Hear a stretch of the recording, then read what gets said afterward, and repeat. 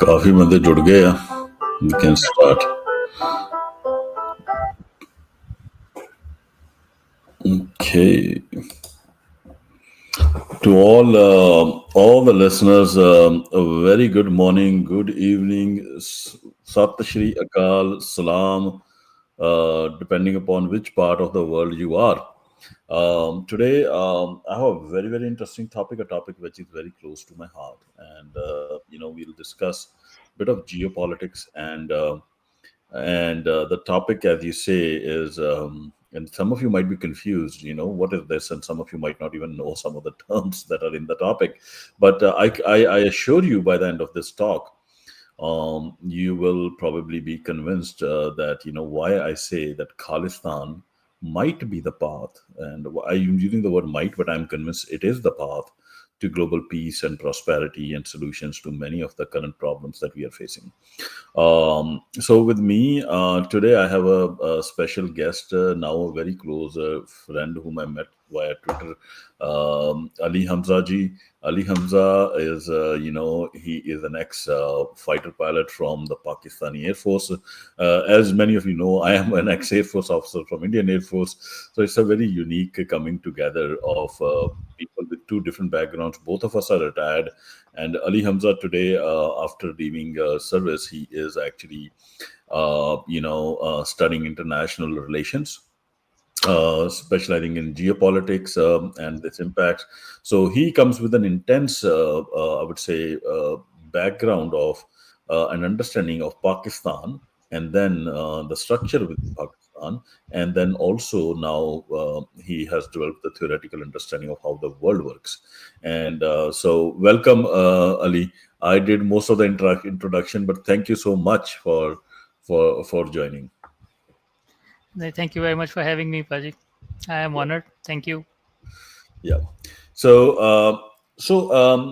as as we are currently before we start the discussing the topic, just to let you people who are listening to know, we are currently live streaming as well on Twitter, on my Twitter profile, which is FTW Harjeet. We are also live streaming on Instagram.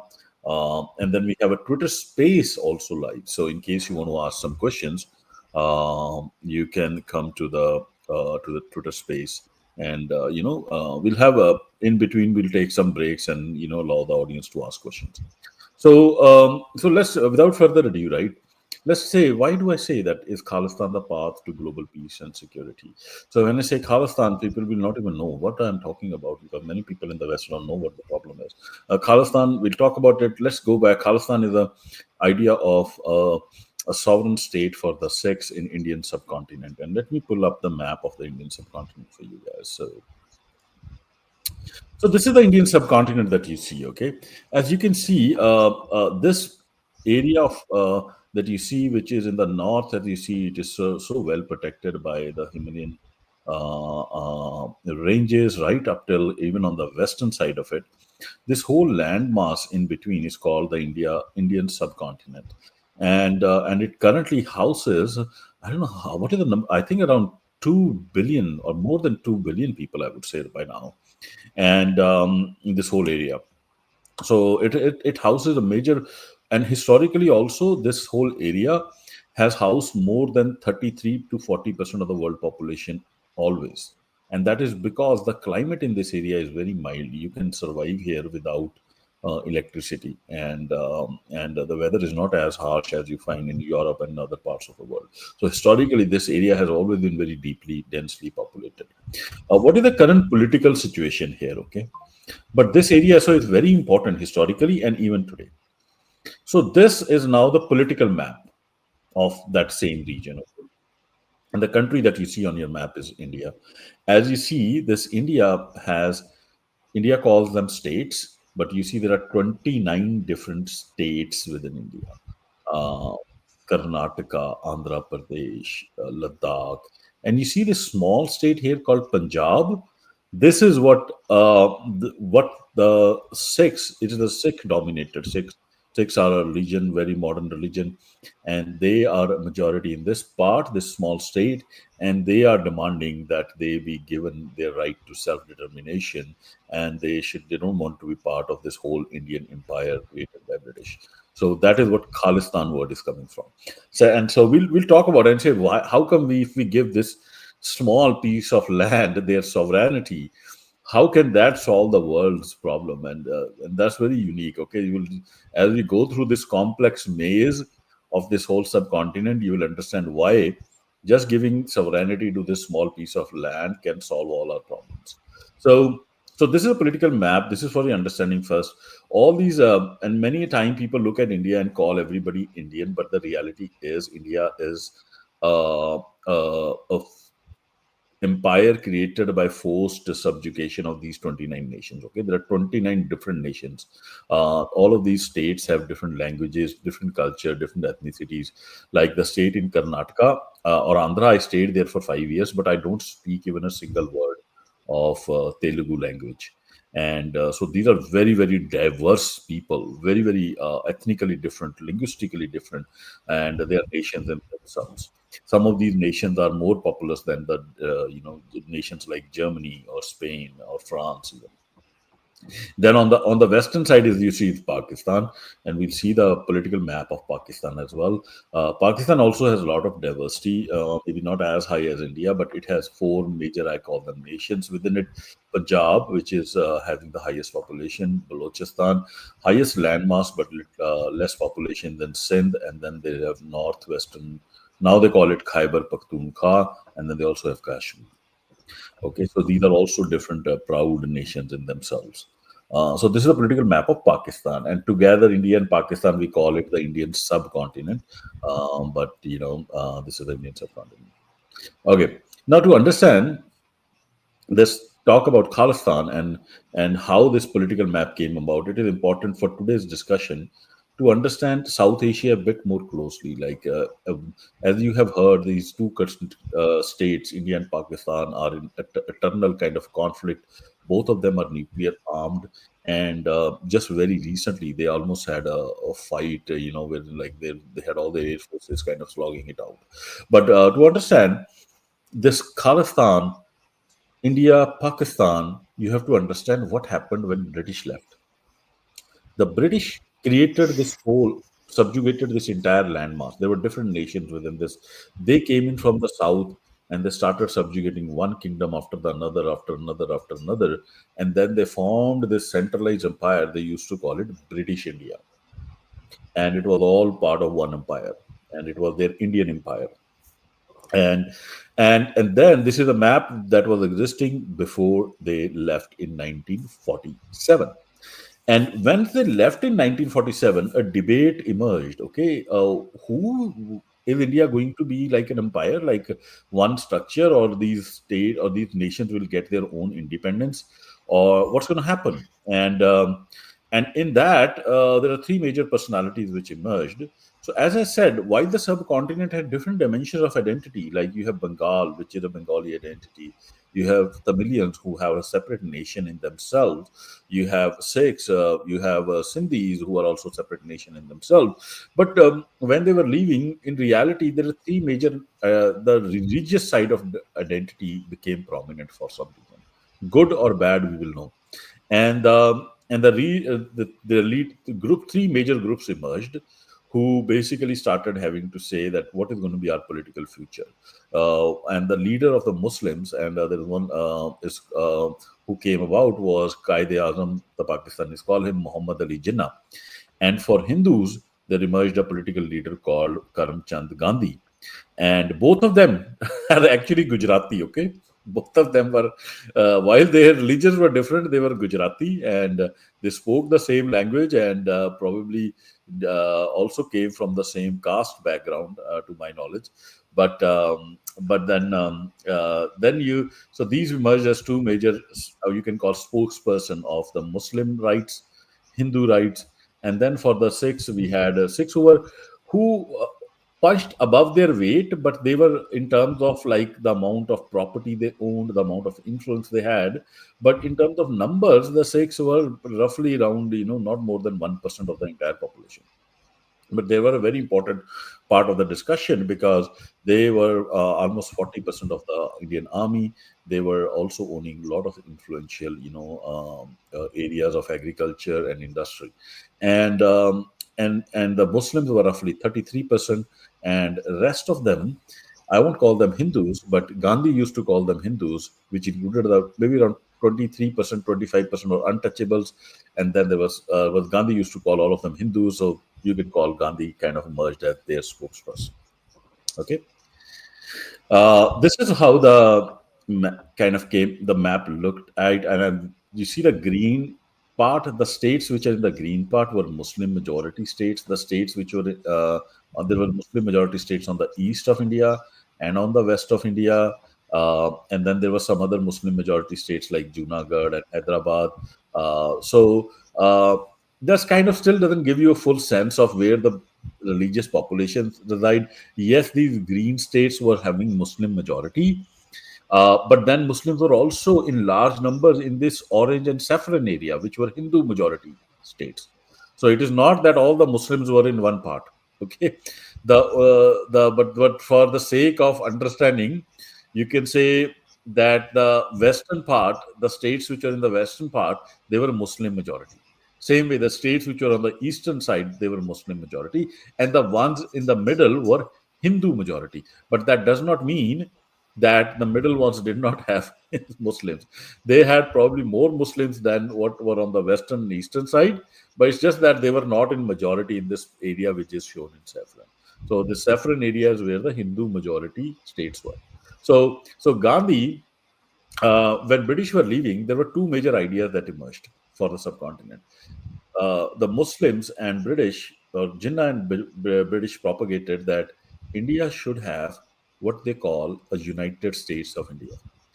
That each of these states should be autonomous, sovereign, and then they should have a limited center with the Delhi only taking care of foreign affairs and defense. While this was an idea which the Muslims accepted because they would get some kind of a sovereignty in the Muslim majority states, the Hindu Congress rejected this idea.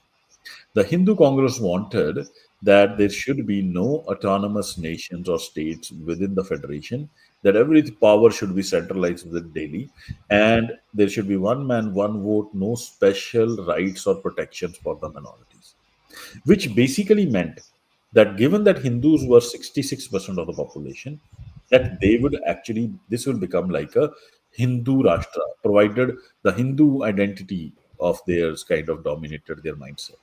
So this was non-acceptable to Jinnah, who were the Muslim leaders. Were but so eventually, what British by leaving, they said, okay, it's fine if this is what the Hindus don't accept. Let us do one thing. Let us convert this Muslim majority green states into Pakistan, make it a sovereign country on the west as well as east, and the Hindu majority states as India, and make it a sovereign country. Okay, so fine, everything was fine. All of these green plus this orange that you see, this also was part of Punjab. This, along with Kashmir, would have gone to Pakistan. But this is why it is important, and Khalistan will come into picture.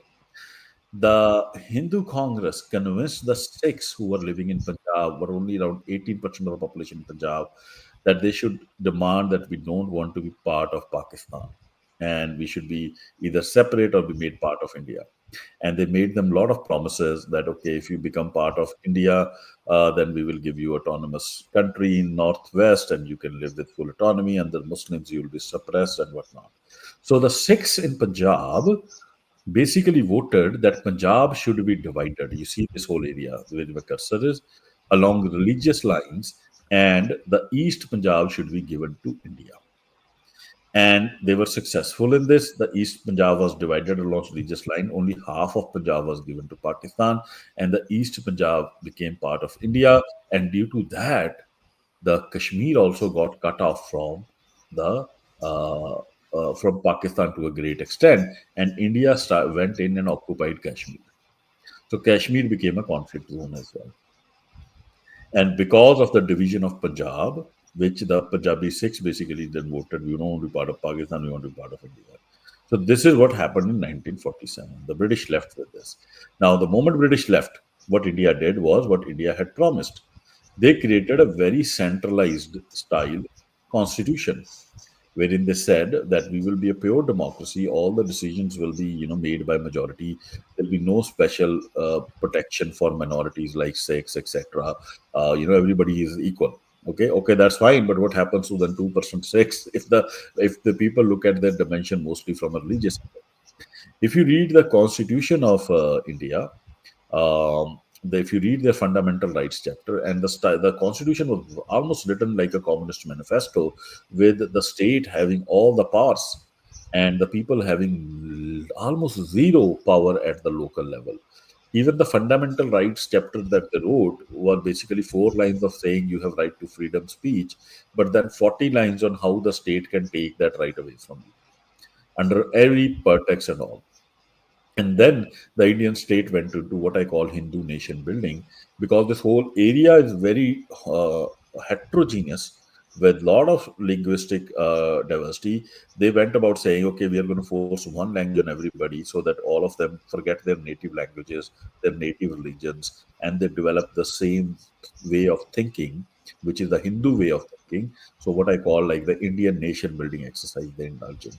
And they use many tools, and the core value that the Indian state then put on itself, because it was always insecure about its unity, the highest value it placed for itself was what they call unitary and territorial integrity of the Indian state. So, irrespective whether you are in a school as a kid, you are joining a government service or army service or a judge or a minister, the first thing you have to read is an oath which says, I swear by the unity and territorial integrity of India. And when I was getting commissioned, and I was probably made to take this oath, like, I don't know, God knows how many times, and every single function. And I started wondering, like, what is wrong with the unity and territorial integrity of India that they make you kind of, remember it at every single function. So there's definitely something wrong. Okay, so what this led to was this very deeply centralized structure, as you can imagine, led to a lot of pushback from religious, linguistic, and ethnic groups and minorities, because they felt that their nationhood is being eroded by the so-called idea of India. And so you had Sikhs, and we'll go back to the map. The Sikhs in Punjab, they launched a bloody insurgency for almost like 20 years. Kashmiris, Muslim majority state, Tamils in the south, Nagalands in the east, Manipuris in the east, Assamese in the east, and then a lot of tribal groups in the middle part of India as well, who launched insurgencies against the Indian state because they didn't want to be part of this centralized, structure wherein they don't have any right to self-determination. Uh, it led to genocide of multiple minorities. The Indian state, basically the Indian army, from outward looking, it became inward looking. It was constantly engaged in insurgency, warfare, and suppression of rights of its own people. And then India's foreign policy also, because of this internal, compulsions of forcibly having to, suppress people all the time. India's foreign policy also meant that it always aligned with the authoritarian regimes. So if you see pre-91, India's friendly nature toward the West only started after 91 when Soviet Union dissolved. But pre-91, India was firmly in the Soviet bloc. It will always go and sit with Soviet Union. The country which voted the highest number of times against the United States in United Nation is actually India. Very few people know this fact. And now this whole India's Boneham with West lasted for around, I would say, 15 years, like an estranged marriage, which is now standing on a divorce. which they can't divorce themselves, but they have to live together. So India has become now like that lady who's married to West, but whose lover is Russia. So it's a very, very strange. Like she can't, and it's arranged marriage. She can't come out of, but they have to live together. But we'll talk about that issue of India getting stuck with this thing. Let me. Okay. And okay. And then there is the India also then ended winner with these two states created, India and Pakistan. Now, when Pakistan was created, Pakistan was under constant threat from Hindu hegemonic India. So the Pakistan structure also became, rather than Jinnah's image of it being like a secular republic where religion will now take a back seat, Pakistan also, perforce, I would say, had to take a like a they had to see themselves in the image of an Islamic country which is out to defend its border against a larger Hindu enemy. So I think it led to almost a vitiation of the Pakistani state, where it became from a very liberal society, which Pakistan used to be pre-partition. It started going the path of a bit more religious indoctrination, which led to extremism and all other kind of issues. And then between Islamic Pakistan and Hindu India, this ever ending conflict started, where the Hindu India will always okay. So some people are saying no sound. Uh, okay. Can somebody on the live stream? Can people confirm if they can hear me on the live stream? Negan is saying no sound. Negan, can you hear me on the live stream? No sound. It's very interesting.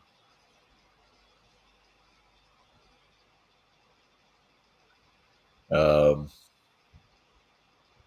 and Ali Paji, it seems like I hope they didn't crash my space, my Twitter No, space. there is somebody commented we can hear you on X video, Paji. Some people Negan cannot hear, but there are other people who can hear. So maybe Negan can refresh. He can come Okay. again, join again. Okay, I'm gonna drop the space. There's something going wrong with the space, so I'm gonna restart the space and let me restart this Twitter space.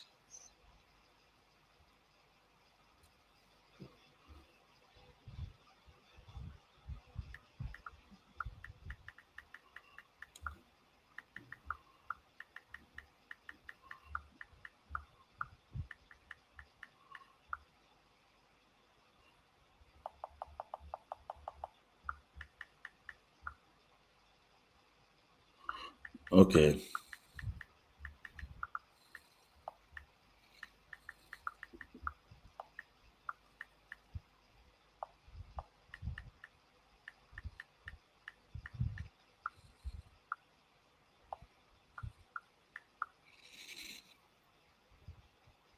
okay, I've just restarted the space, Twitter space. People can join me again there if they want to. I apologize for these. I am getting. I am getting convinced, Ali Paji, that there is some issue. India has some hand in Twitter. Like my spaces get. They Hopefully, maybe they are reporting because if there is too much reporting that the space is like against us or whatever, so sometimes the spaces can crash or there can be issues. So maybe they are reporting your space. wow. Okay, let's wait for other people to join. But anyways, we can continue. At least the live stream is on, which is great. So, so then there is a like then this kind of also because of India now being a Hindu India primarily, with a large, a huge, in percentage wise, now the Muslim minority is not 33%, it is only 18% or 15%, some people say it. Um, but still, now it is those 15% is still a very large number, but in percentage wise, it looks small. And now there's a Hindu India and Islamic Pakistan, and there's this eternal conflict going on in these two nuclear armed states. What it also led to was that with India kind of taking on this stance, very anti-Pakistan stance. It also blocked almost all free trade and movement within the subcontinent. While people within the Indian state could move freely, the connection of the Indian state with Eurasia and Europe, the land route totally got blocked because India will not open up its border with Pakistan. It will always retain a very, very, anti-Pakistan stance, and it has a barbed wire going all across that border. And then not only the land route got closed, because the India also aligned itself at a national level with Soviet Union, its sea routes also got closed because it became very inward looking. I'm talking about pre 91, and India had a closed economy which will not do any trade with the Western nations and will primarily just trade with uh, China and Russia. So it led to deprivation. I say poverty and while all the other Asian countries, you look at Japan, China, Indonesia, Malaysia, they progressed after the colonialism. British kind of withdrew from after post World War II. India always grew at what they used to call Hindu rate of growth, 3%, 2.5%, and India even today is a very very poor area. And then the lastly but not least is the threat of nuclear annihilation came about with all the Pakistan and India being nuclear armed. So so this is the background. Now my theory is that the Sikhs are saying, hey, you know, this is Sikhs have been fighting for, their right to self-determination. And I'm just learning before we open the conversation up with Hamza Paji. And I think the idea of Khalistan can probably resolve all these issues. And here is the map of Khalistan, which I champion. There are different maps. That's fine. It's okay.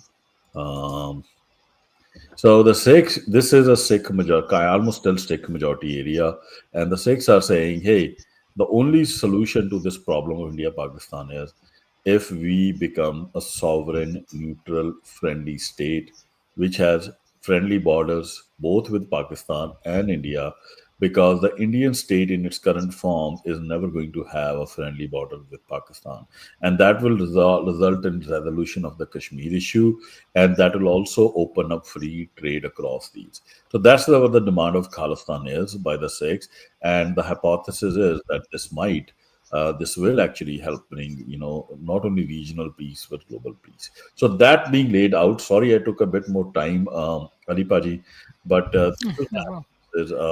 let's now open it up and uh, please share your views, like your understanding of the situation. You are a student of international relations. What are your thoughts when this Oh, kind of thank you very much. So, like you have given an excellent background of this issue. So, I'll talk as a neutral analyst, try to be as neutral as possible because once I will say things, because I belong to Pakistan, I was a pilot in Pakistan Air Force. So, most probably the Indians will try to say that he is biased. So, that's why to my whole audience, especially those who do not belong to Pakistan and India, I want to tell them that I am going to dissect this issue on the basis of the international relations theories. And as we all know that there are two main theories, realism and liberalism. So the world works on realism. John Mearsheimer's offensive neorealism, I have no doubt about it. If you see what's happening in Gaza, if you see what's happening around the world, you will know that there are no permanent friends or foes. There is only permanent national interest. So if we talk about now Indo-Pak scenario, the threat perception of Pakistan since 1947, as Harjeet Paji has already covered, that because India has tried to become a regional hegemon and they are definitely bigger than all the other nations here, Pakistan, which is now Bangladesh, Sri Lanka, Nepal, Bhutan, and even Pakistan. Although Pakistan has become a military pair competitor to India, they are also nuclear power, we are also nuclear power. But the problem is that we are trying to match them. Pakistan has become a security state because we are trying to match India conventionally and non conventionally. Now, ideally, if Pakistan and India they can live together, then there can be definitely regional peace, and then we can go towards this global peace also. But right now, I'm talking about the regional peace. But since 1947, any neutral, again, anybody in around the world, if they look at the history, this is just a wishful thinking. India, with their current whatever they're thinking and this rise of Hindutva and BJP and RSS, they will never like to live peacefully with Pakistan. So now comes the theory of this realism in international relations, which is the balance of power. For a regional peace, you have to have a balance of power. Now, because there is asymmetry, India is larger, bigger, bigger military, bigger economy, around 1.5 billion population, the world's largest, most populated country, and Pakistan is around 4 to 5 times smaller. So, although we are competing with India, we are a military peer competitor, but because of this imbalance of power, there cannot be no regional peace. So now, Paji, what is the solution? There are two solutions basically. First is that Pakistan increases its power to so much militarily and economically that they are equal to India, right? And then there is balance of power, and once there is balance of power, there will be regional peace. But we can see that because India is meddling with Pakistan, the non-state actors, TTP, BLA, then we have floods, this terrorism, and as I already told you that we are a smaller nation, a smaller economy. So this is very, very difficult that we become maybe a trillion, $2 trillion economy, and then we can match India, and this balance of power becomes leads to the regional peace. So what is the second option? The second option is that you reduce the power of Indian state. Yeah. Now, once their power is reduced and there is balance of power between Pakistan and India, then definitely, even if they want to, even if their hearts they hate, I don't know, Muslims or whatever the nations and even the whites and all that, but they cannot do anything because their power is reduced, right? Yeah. If they have this current power, India as this monolith, like this map, India is showing that this whole Ladakh is theirs. But if you go towards the Pakistan's map, the Pakistan has this Gilgit Baltistan, right, which is Yeah. our part. But Yeah. Indians will always say, no, this is whole our part. Though Pakistan, they will claim that this is our part. Then Azad Kashmir of Pakistan, they will claim that this is Pakistan occupied Kashmir. Yeah. These Arunachal Pradesh, this purple in the right side, the easternmost, Chinese called it Zhengnan, right? So there is issues with China also.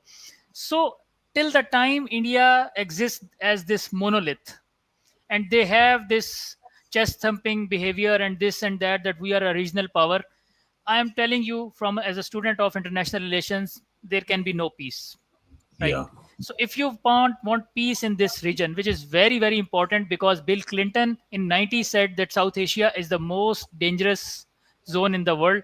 Two nuclear Right. powers, both have history of fighting, and the current, as I said, rise of Hindutva and the BJP extremism and all that, and what they are doing to the minorities in India, a so-called democracy, but they are not secular.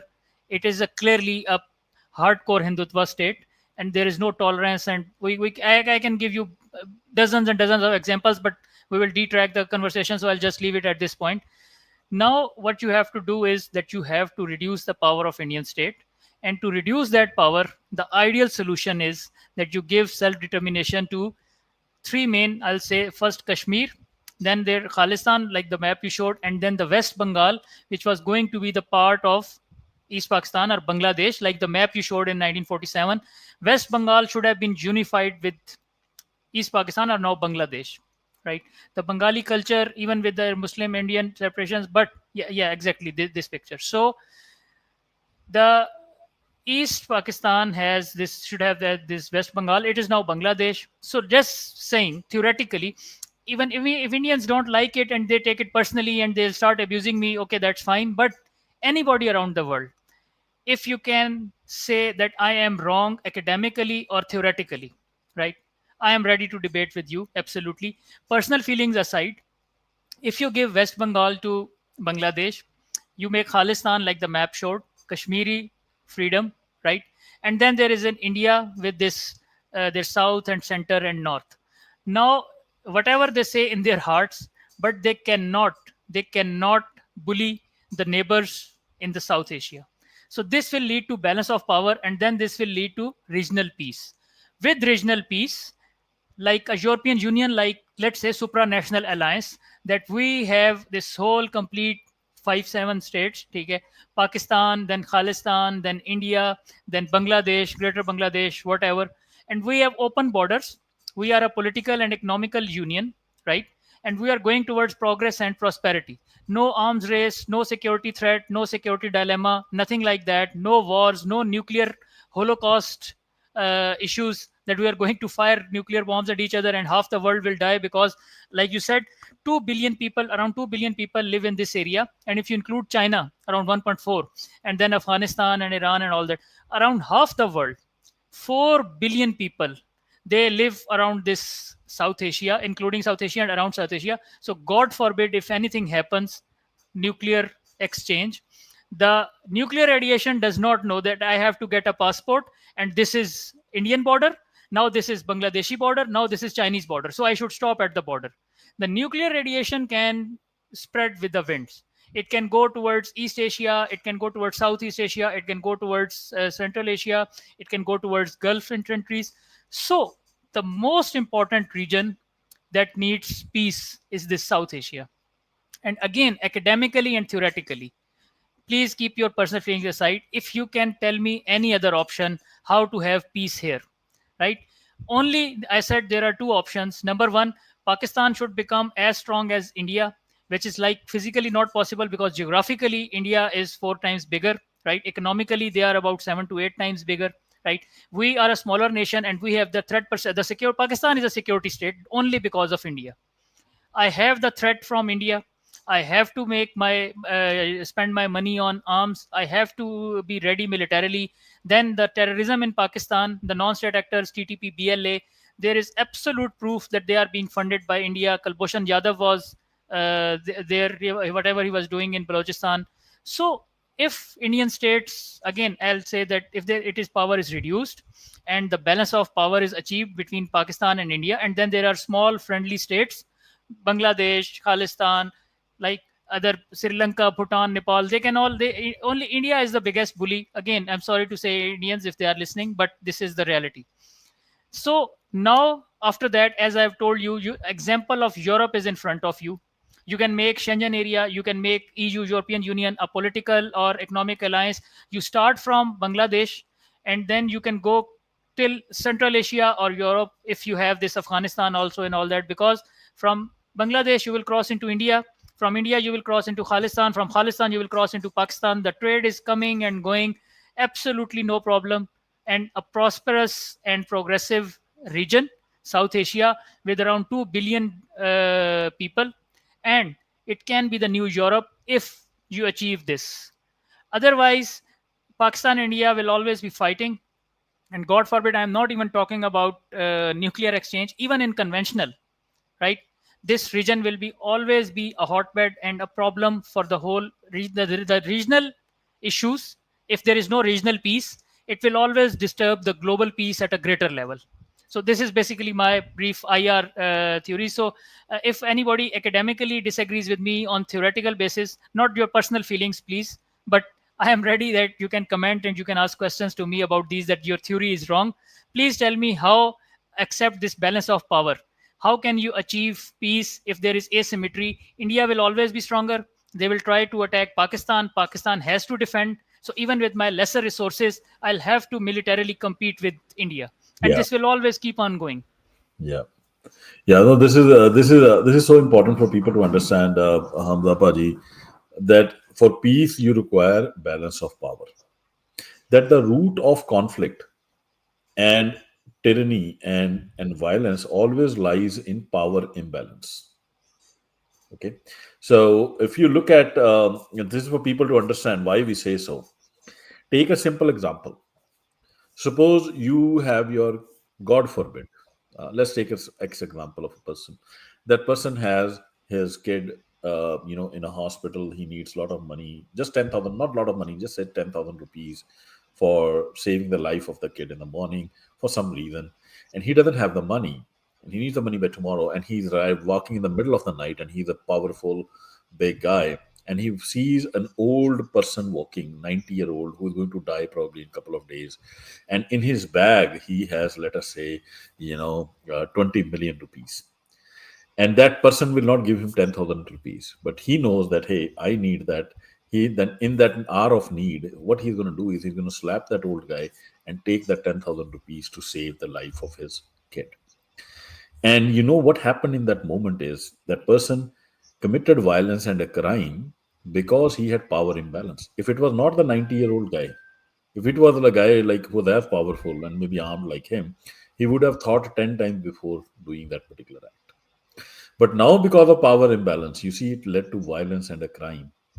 And that is what happens in nations as well. If you have power imbalance, you will see the powerful nation always bullying the smaller one or trying to take it over or do something with it. The only way to peace is when you bring power balance.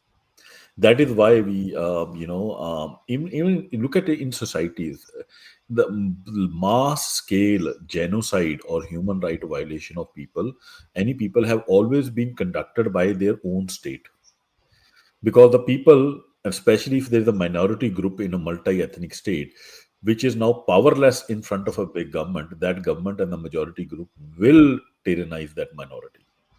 It's just a nature of power. And the only way you do stop that is by creating power balance.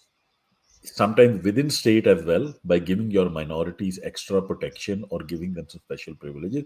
And within states, you always want to create a power balance so that it doesn't lead to conflict. Why in Cold War, US and Russia had all these nuclear weapons, but their peace remained, stability remained, because they were equally armed. In the case of, and I agree with you, Hamza Paji, it is not possible for Pakistan to ever, and it is, Pakistan is kind of militarily matching India. But imagine the cost that Pakistan is paying for it. For 79 years, Pakistan has become a security state, and for very, very justifiable reasons. Because if you don't do that, then this huge hegemonic power is going to come and take you over. So all your decisions, Pakistan's economic decisions, the internal relationships that Pakistanis have, a Punjabi Pakistani has with the Baloch, is always with the backdrop of the India in mind. And he's thinking, what do I have to keep these guys together on one pretext or the other? Otherwise, these guys are coming. And that leads to, what I call, vitiated relationships. Those relationships are not natural. They are tainted by this shadow. And in India, and I have kind of what you're seeing right now is something I drew up. Okay, I drew up with my own understanding. Why wait for a Gora expert to tell us how to structure? We know how to structure the subcontinent, and Hamza, this is how I drew the map, kind of a right political map. As you said, this area is Greater Bengal, and you see this pink area in the northeast. I kind of drew it as these are majorly, there are 6 or 7 different states. These are tribal kind of nations, and historically they have lived together in peace, and they always get together when somebody from outside has attacked them. And within them, they are very much capable of figuring out what relationship they want with each other. There are Nagas, tribal, there are Manipuris, and there are all kind of tribals. And then the South also, which I have written it as Federation of Dravida Nadu, because there are 4 or 5 nations here. One is the Tamil nation, then there is a Kerala nation, then you have the Andhra, and within that there are some nations like you have Goa. Like these people on this coast are also very different. They're called Konkani. Okay, so these 4 nations, if once they are independent, they'll be an economic superhouse because they will be able to trade freely. They will not have to be dependent upon Delhi. Right now, there most of the production happens there, but Delhi takes away all their tax money, basically leaving nothing to these guys. And then Marathas, in history, we know they have been a proud state in themselves, and they're very proud people and very, very sturdy, very, very reliable people. But they are not the same as Punjabis or Kashmiri. They are different, and they deserve their own, I think, state. And then you have what I kind of created, what I call Hindustan, but there are like 2, probably 3 nations here as well. One is Odisha, which is close to Bengalis. The other is the Gujarat, which is again very different. Uh, but you see the map of Khalistan, or I labeled in this map East Punjab, but it is Khalistan, doesn't matter. It's just a name. Um, I basically extended the Pakistan, the Punjab towards the south to create like a neutral state in between, because all this area that you see I have added to Punjab is very sparsely populated. There's no population. This is desert. Okay, and then when it comes to Kutch, this is a Kutch region. Actually, you will be surprised. The Kutch has multiple Sikh villages. It's also not populated at all. The border villages are all Sikh villages, and they are doing so. That's why I think this whole still remains a Sikh majority region, and can be easily becoming Khalistan. And then kind of, it'll open up the path. I think once that happens, it will, the South at a minimum will gain autonomy, if not full freedom. And then the Northeast at minimum will gain autonomy, if not full freedom. And then this power of Hindustan, this central part, what we call cow belt, wherein all these ideas of Bharat Varsh come from, all these odd ideas from Hindu mythology, its power will get severely restrained.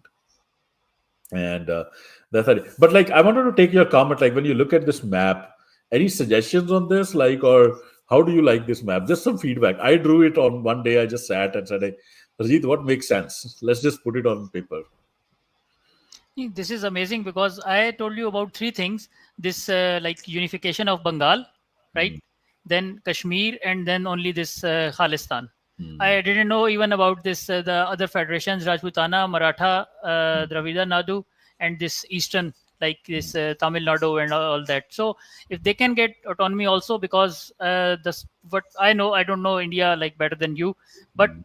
majority of their intelligent people and their professionals, like Yes, Abhinandan was also from south, yes, so their ISRO and many of their scientists are from south. So yes, the southern people, they are not like these like you yes, were talking cow belt and everything. So if yes, they want autonomy, that's well and good, excellent. But let's say if they say that, let's say, okay, nahi, I am fine with Hindustan, so I'll keep in the federation, right? Or Maratha and Rajputana, I mm, am fine with it, absolutely. But these three things, I think they are a must: the unification of Bengal, yes, Khalistan, and Kashmir, right? yes, And other things, if they, because I'll not comment much on these Rajputana, Maratha, and this Dravida Nadu, because I don't know much of yes, about this politics. But these three issues, I have absolutely no yes, doubt that yes, they are a must if you want peace in the yes. region.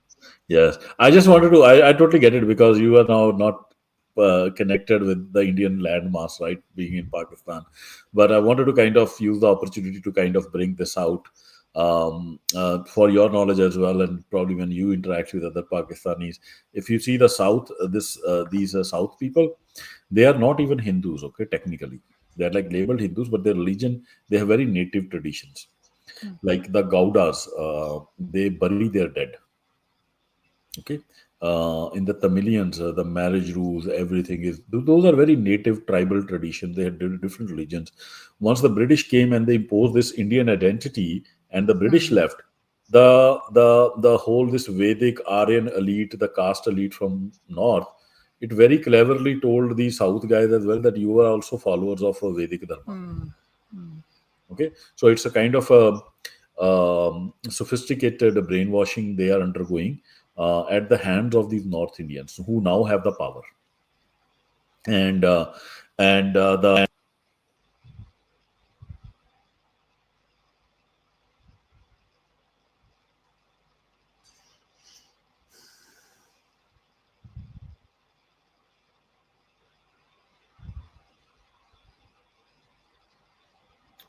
Okay, so maybe Harjeet Paji has dropped. So while he's connecting back, I'll just read some comments. So Dr. Vishwaguru Premanand is saying that no Pakistani understands India. I have not met a single Pakistani who understands India. Okay.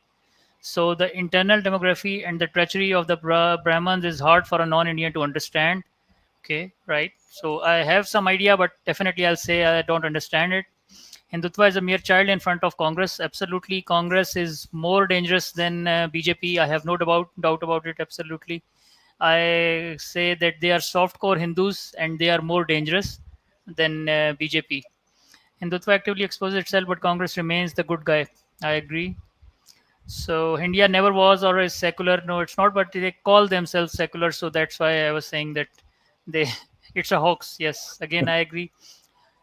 Okay, so I think Paji is back. So Okay, yeah, sorry about you that. can, yes, no, There's no, it's some absolutely issue. no problem. Yeah, and if I switch on my camera, I think it'll do this stuff again. So I'm not switching on my camera. Yeah, no I problem. hope that's fine. I think we can, as long as your face is very smart.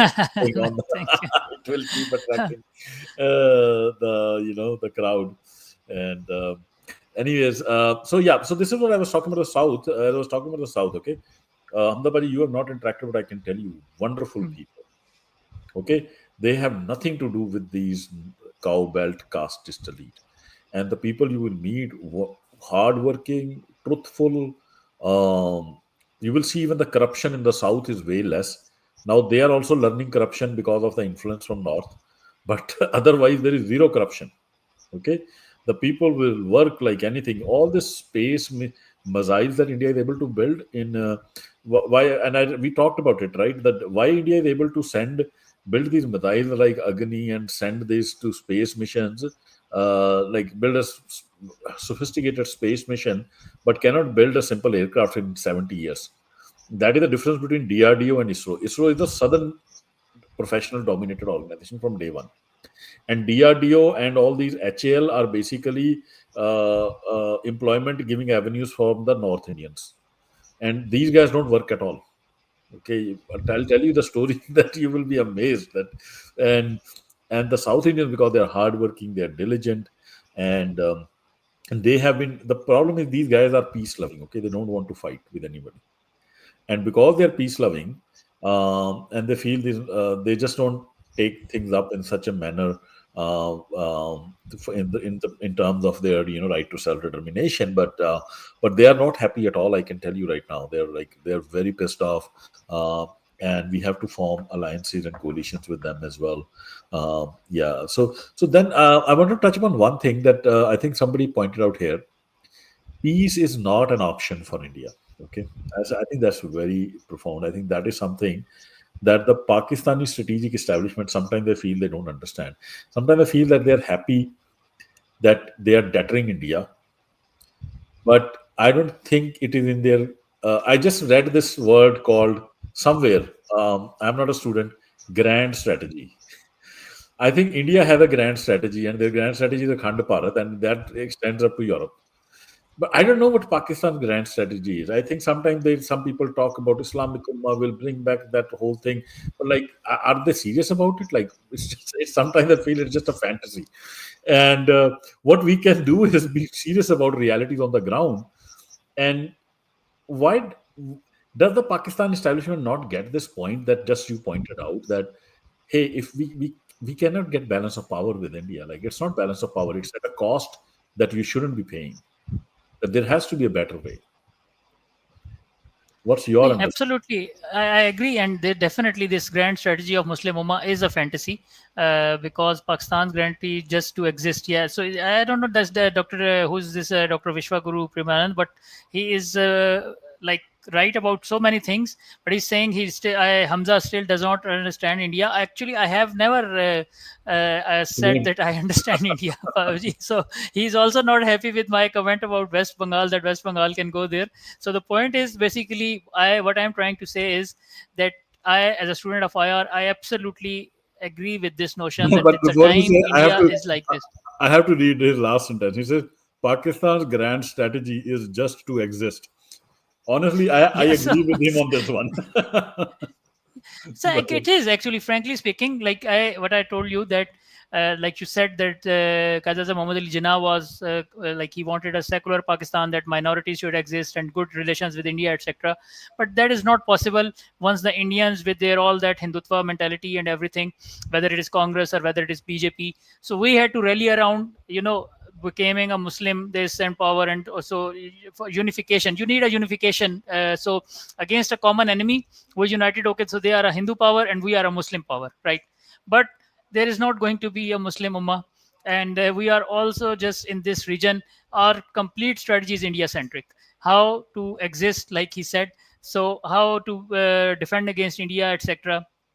Now, as I'm saying, that if you will not break India or reduce the power of India, there is no option for peace, because I can maintain. I have, like you said, no grand strategy that I am going to become leader of Muslim Ummah, or I am going to maybe conquer India. Like Indians want Akhand Bharat. I do not want some Akhand Pakistan, that all the South Asia should be under me. But I just want to live peacefully in this region and prosper. That is not possible because of the Indian threat. So what I am doing is that I have limited resources, and with those limited resources, I have to tackle that threat. And Alhamdulillah, I am doing that in an excellent way. Like you just imagine that I have $7.5 billion of defense budget, and India has more than $80 billion of defense budget, and they have a larger air force, they have a larger army. So actually, my strategy that I should only exist, I am doing it very nicely. Excellently well. Yeah. Nobody can enter my airspace, whether it is India, Full, whether it is full any marks other for country. full marks for survival. Yeah, survival. So that said, that cannot continue. So that was exactly my point, that you have to reduce the power of this Indian state right now, which is like this Republic of India, and that whatever your map you are showing, that is the ideal way to do. But again, he disagrees that West Bengal will never go. Fine, okay, fine with it, no problem. I don't know about these intricacies, but I want that there should be balance of power, and balance of power in this current situation, that cannot happen, because Pakistan will stay smaller, and we will not prosper economically, because we have to spend a lot of money on our defense, because we have to defend an enemy which is many times bigger than us, and we are doing that very successfully. So I don't know Indians whether they feel ashamed on this or not, that they attack a smaller nation, Yeah. and then they are slapped and they go back after we shoot down their four Rafales and destroys 400. We have talked a lot about that, so I'll not go in those details. But this cannot continue, because I am doing this at the cost of prosperity of my nation. So Yeah. I have to somehow reduce this Indian power, so that the threat does not exist anymore, or at least, even if it is exist, the threat is not at that level which is right now in my threat perception. Indians are a huge threat for me, because they are very bigger and more powerful than me. So Yeah. that was my point. I don't know, maybe he agrees with me or not. What are these new? Yeah. Uh, So don't worry, don't worry. okay, he wants your take on Nepal. No, no, So no. yeah, so We'll maybe. come to that. Dr. Vishwaguru, you should join our Twitter space. And if you want to join, rather than keep typing questions, I think he has some very valid points and he might be a good person to talk to. So, Dr. Saab, if you are, I don't know whether Dr. Saab or not, but try to join the Twitter space. Okay, ask questions and you can take speaker. There's a Twitter space which is live, Dr. Vishwaguru Premanand, and you can take the mic there and ask these questions. Okay, I'm in the end we'll be opening up more questions. Now I want to also cover, we are 1 hour 13 minutes into this conversation. I think we've set the stage and we kind of align that we have to bring down the power of the Indian state, and Khalistan is one of the way. And we'll come in the end, Hamza Paji, to discuss how to get there. Okay, I have some ideas, but before we go there, and and I also want to bring in the global angle. We talked about regional peace, and that this is going to open up the trade, take away the risk of nuclear Armageddon. But I think it will also solve the problem between India, US, and China, and this is why I think so. I think the US strategy was good when Soviet Union disintegrated. US worked with India, and to kind of say, before we go there, okay, now I'm getting that point back. Some people make an argument, the Indians make an argument, oh, this is balkanization, this is bad. Okay, no, we will be, it'll be bad for India, and why balkanize like this? But no, balkanization is not always bad. It's right sizing. Sometimes, actually, it is way better than having a centralized structure, especially in a diverse, like, a continent like India. If you don't give people right to manage their own resources, and you want a handful of people making all the decision in managing resources, putting up one nation, one law, one this, one that, it's going to work actually against you. Think of it like your company. If every decision has to go to one CEO, will that company work? It will disintegrate. It cannot be. You have to give people autonomy, and that's how you work your a large organization. Same way with the nations. The more diversity you have, the more sovereignty and autonomy you need with the constituents of that area. Um, Secondly, even our history has shown us, experience has shown us that when India was this brutally centralized structure between 47 till 91, India grew at Hindu rate of growth, 2.5%. In 91, all the progress that India did was between 91 and 2010. And Hamdapadi, what happened in 91 was a very unique thing. India first time did not have a single largest a national party winning full majority. The Narasimha Rao government that came in 91 was a coalition government of 29 different regional parties.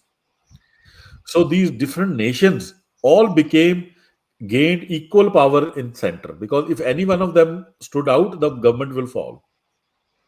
So all the nations became equal. The moment they became equal, and you see they opened up the economy, what they did was the liberalization, which is nothing but cutting down the power of the central government. They ended the license regime, they used to call it. Okay, so they cut down all this. Government had all these controls that if you have to even manufacture bread, you had to take a license. Okay, and even if you have to manufacture a pen, you had to take a license. It was a totally centralized state. So they cut it down. The moment they did that, trillions of dollars worth of investment flew in from the Western countries, especially US. And India changed in front of my own eyes. I can tell you, I grew up in 80s. When I was growing up, India used to have one car for the whole of country, one car with one color. Then it became two cars, Maruti and a Bester. Okay, to buy a scooter, only one scooter, Bajaj, and to buy a scooter, you pay the full amount. Then you wait 12 years for scooter to get delivered. You wait 15 years for telephone connection after you fly. And we remember somebody in the street will get their scooter after 12 years. It will be a celebration on the whole street. Okay, a telephone connection, the whole street is celebrating. It'll be like a function. Sometimes they'll call the band wala and the dinner party and all that. We've got a telephone connection. And and all this changed in 91 when India liberalized. Overnight, I started seeing like multiple companies from the West, multiple cars, multiple TV channels, and that brought also a sense of a bit more, like all the insurgencies also in India died down, because these people started seeing some light at the end of the tunnel, that okay, the direction is right. And by the year 2004 and 5, I can tell you, India, there had no insurgency left, and everybody thought that okay, India is in the right direction and will do very well. It is, but the fundamental flaw that Gandhi had put now in the constitution, where the power is still centralized. It is just that no national party was winning majority. The moment in 2014, BJP won single party majority, all that they had all this power at disposal. Now, same centralization tendencies came back. And India has thrown out every single American business out of the country. They want all the business to be with couple of businessmen. So what's happening is now, to coming back to the global point, what that has led to is it has really torpedoed United States strategy to use India as a counterbalance to China. I think the US strategy was good. What the US has planned was that once China, let's say if China really becomes too powerful economically, India will counterbalance the Chinese economic growth. That a lot of manufacturing from China will move to India, the lower end manufacturing. And if you remember, this is what they tried. They called it decoupling in Obama's time, if you remember. They tried to move manufacturing out of China to India, because no other country is as big or as populous as China to take that Chinese tab. Today, Chinese 80% of world manufacturing is in China. So if you are an American general or American president, you are wondering that, okay, in my F-35, how many chips are from China? I don't even know. How many parts are from China? You can't even assess it. You won't know the back-end supply chains, how they're integrated, where the rubber is getting manufactured and where it is coming from. So that has created deep insecurities in the American establishment. And they looked at India to pick up the tab, and they tried between those 4 years, like they tried that India should take all the lower end manufacturing from China, but they failed because of this political structure of India. Because the political structure now demands deep centralization, they are not going to let multiple entrepreneurs and businesses flourish. They want all the business with Adanis, Ambanis, Munjals, Mahindras. Okay. And now, if your top entrepreneurs are basically nepotist, crony capitalists, they cannot really take on real manufacturing. They are just money launderers. Okay, so if control is a priority, so you have to be open up, and they are incapable of opening up and picking up that manufacturing. India cannot, and India in between 2014, by the time we were in 2018, you could read articles in Economics Time with headline India is as a graveyard of foreign direct investment of foreign multinationals. It has become a graveyard. Multiple American companies have spent trillions of dollars in India and not gained a single penny. So, so now that has created, I think, huge. Now, what US tried to do after that was, okay, if India cannot be the economic counterbalance, let us use it militarily. But we saw that India actually, rather than taking on China militarily, it laid down in front of China in Galwan. Okay, it facilitated the Chinese move into that area. India said, okay, now I am going to cut a deal with China. Okay, you want 20 kilometer, take 20 kilometer, but leave me alone. Okay. And and so that happened. US still had this. That's why I keep saying that many of these strategists in US, they sell bullshit to American policymakers under the guise of Indo-Pacific strategy. Okay, no, India will fight for us. And many of these, like you were interacting, many of these American special forces guy, all they became my friend. And when Galwan, China came into Galwana, they used to have fights with me. India will do this. India will do mega. India will do nothing. Okay, you can take my word. They are gonna cut a deal with China, and they are gonna give them 10 kilometers, and then you can keep shouting here. India should take this weapon. They are not going to take any. They'll take your weapon. Yes, if you give them, but they are not going to do anything. And now the same thing that in this whole Indo-Pacific bullshit is just a mirage. India is never going to fully do what America needs it to do against China militarily. And then I think the cherry on the top came through Operation Sindoor, which I'm pretty sure should have woken up the American establishment. That okay, even if the India wants to do, can they do? They can't fight a country which is 1/5 their size. And I think that is the strategic significance of Operation Sindoor, that it has demolished the foundation or the carriers of all those idiots who were selling India as a military counterbalance to China. I think they have no face left in the Washington circles now to make that claim, because everybody will ask, Trump will ask, okay, what they can't fight Pakistan. You're telling me they are going to fight China? And not to kind of berate Pakistan, but the fact is, the Pakistan is like 1/5 the size. So I think the world is in a thick soup because India didn't play its role. I don't know. Sorry, I took more time, but what do you think about this aspect? That if India is uh, decently balkanized and right-sized like this, that because then the economic growth will happen and then the trade and industry will open up, that India can pick up the manufacturing tab, that will actually stabilize the world. What's your take on that? Absolutely, I agree. Because you see, right now, India, whether they can or cannot do, that's a separate thing. You have given examples of Galwan and this Operation Sindoor also. Let's just say that because of its size, the size of its economy, and the posturing, they are saying that we Indo-Pacific and Blue Water Navy and all that, and the Air Force has a doctrine. Indian Air Force has a two-front war doctrine. They will fight PLA Air Force, Chinese Air Force, and Pakistan Air Force together at one time, and they need this much squadrons, and they need 114 Rafales. Now $20 billion plus deal, Indian Air Force is pushing for that we need 114 Rafales. So those $20 billion could have used for the people of India, right? India, like what they say, we are the fourth largest economy, but you can just check now in the World Bank statistics, both Pakistan and India, they are lower middle income economies. Indian, definitely, because they have the larger economy, so their GDP per capita is more than Pakistan. But the bracket for this high income, upper middle income, lower middle income, and low income, So India and Pakistan, they both follow as per World Bank in this lower middle income countries, because India has this posturing that we can do this and do that, and they tell the great powers also that we can counter China, etc., etc.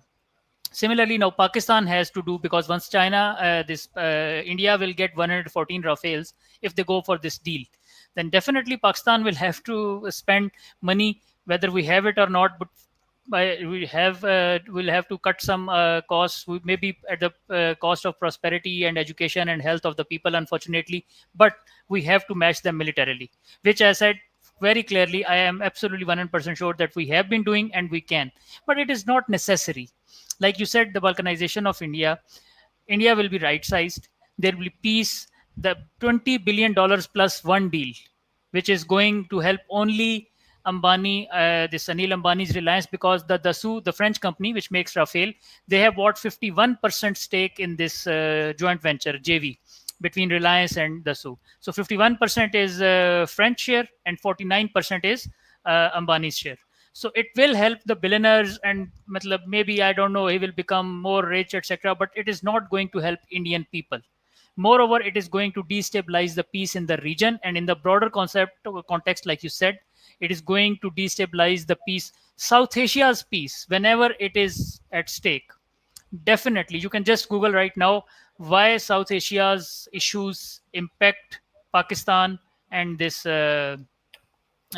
sorry, USA and other great power politics.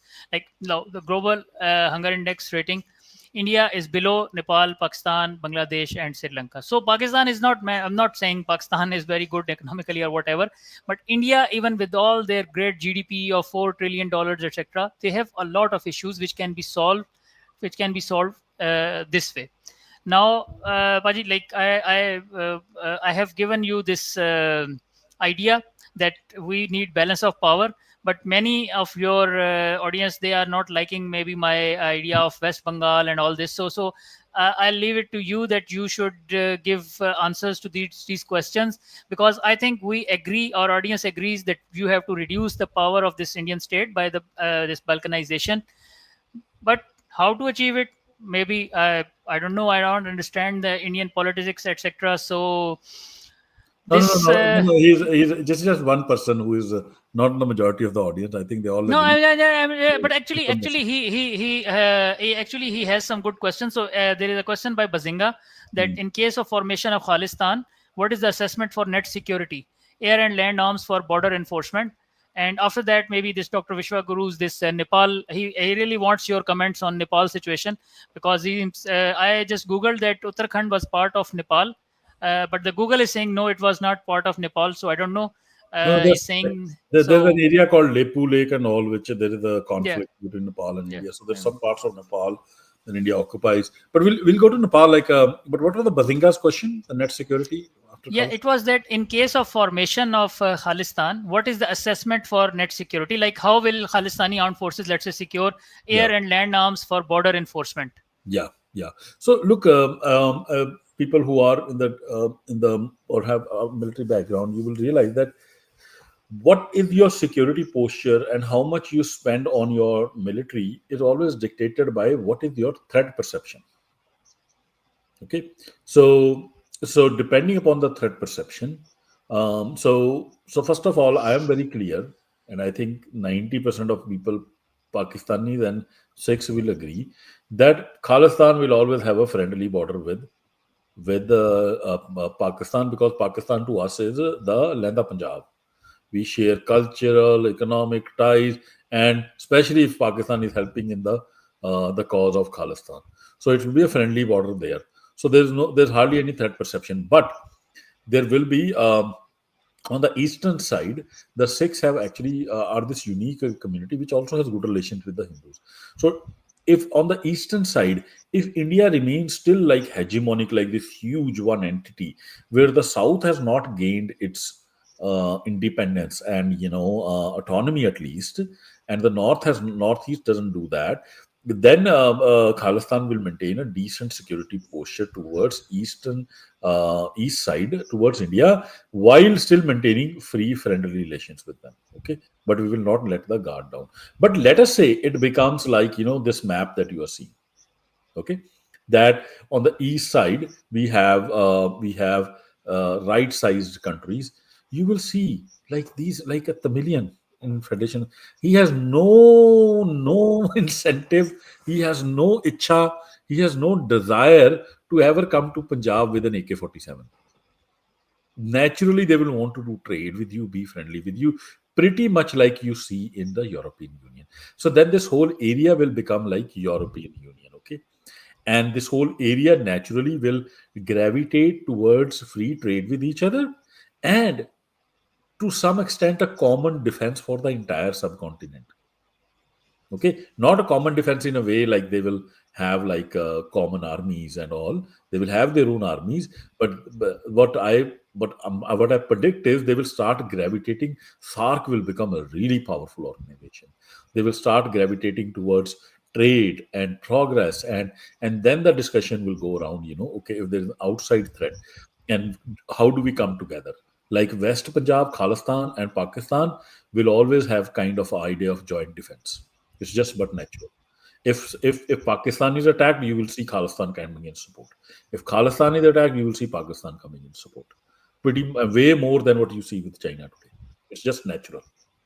And same thing will happen across. You will see Pakistan will now feel less threatened, significantly less threatened, and the focus will shift more on economic progress, trade, education, rather than like having an army which is going to now tackle, because you don't have that huge enemy left on the border. So, but Khalistan's portion will be dictated by what threat we face on the eastern side. On the western side, we know it's going to be very friendly, and on the eastern side also, my prediction is that it will be very friendly, because of just how the situation will pan out. And that's why I say Khalistan is the route to regional peace, prosperity. Not just peace; it's about prosperity as well, because the trade will open up, and then you will see that we will have this Silk Road really getting reactivated. And this goes to where we were talking about the global China's idea of reactivating the Silk Road. It can only happen if we right size India into the right political boundaries. If India remains under this kind of a political structure of Delhi, the China's BRI will never be a dream. And China's BRI will always be a dream, will never be a reality, will always be a dream. And um China and US, China will always remain a threat to US. But if Khalistan is formed, India is decentralized, India is right sized into these small, more peaceful, progressive nations, then you will see that the trade opens up, manufacturing will shift from China to India. China will not no longer be the same economic threat to US that it is today. And US will also engage in this area. US companies will do business here, Chinese companies will do business here. This whole region will be as big an economic bloc, way bigger, I would say, not as big than Europe. Actually, Imagine the China trade wants, flow. Paji, they see Pakistan and India together in their, like, if you are maybe you are Xi Jinping, or let's say you are a Chinese uh, like strategist, and you are Yes. sitting in Beijing and you are looking at this map. You Yeah. want all of this, right? All of this area, including Afghanistan and Central Asia, for your BRI and CPEC and your the Bangladesh and this Hambantota port, and so you don't want any conflict in this area. Yeah. Forget about Pakistan and India and our history.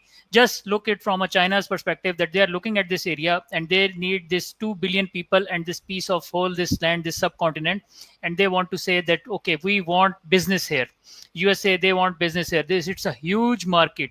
Like Shenzhen area, they are like, they are very prosperous. They have this money and everything in Europe, but the population, just imagine, compare the population of Europe with this area, right? Yeah. So the great powers, both USA and China, they actually, once they look towards it, they have their own issues geostrategically, but hypothetically, once they only, I'm talking about geoeconomics now, geoeconomics for USA and geoeconomics for China.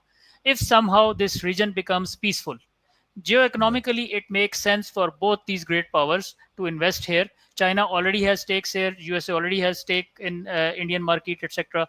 So China looks Pakistan and India both together in this way geoeconomically, and they Yeah. want that these two countries should be at peace. But the problem is that they will never be at peace in this current political situation. Absolutely not, because there is no other way except balance of power, that you reduce India's power and then there will be peace, and then you can have prosperity for the people also. Yeah, no, that's the crux. I think if China, and this is what I hopefully Chinese get this. I think they are really smart people. That China, and I have no doubt, I'm totally with you that China wants this area to open up and have trade, so prosperity from Myanmar right up to Eurasia, right? But it can never happen with Delhi and the current political boundaries of India. Yep. Can never happen. Absolutely. Yep. If China thinks that they can twist the arm of India and make India Pakistan friendly, it will be momentarily, and it Yep. will not be with the right intention. And India will always try to, because India's grand strategy is Akhand Bharat, and Pakistan is never going to relent. Okay, Pakistan is not going to give up and become part of Akhand Bharat ever. You can try Oh, it. You absolutely. can have a civil Absolutely. war for next 5,000 years. Yep. Okay? So, so that is the what is the right solution? The right solution is, let us solve the problem. The problem is this eh, colonial empire. The problem is that India has really not been decolonized. The decolonization would have just British leaving doesn't mean that India is decolonized. British left, but they handed over their power to the top 10% caste elite of India, which created a situation where now Pakistan has to be in such a situation, Nepal has to be in such a situation. Then, so that is not decolonization. The decolonization is if the nations which were within this prison of India or empire of India, they were given back their sovereignty. That would have been true decolonization. And I think if we truly decolonize and reach the stage of which I have on the map right now, that is true decolonization.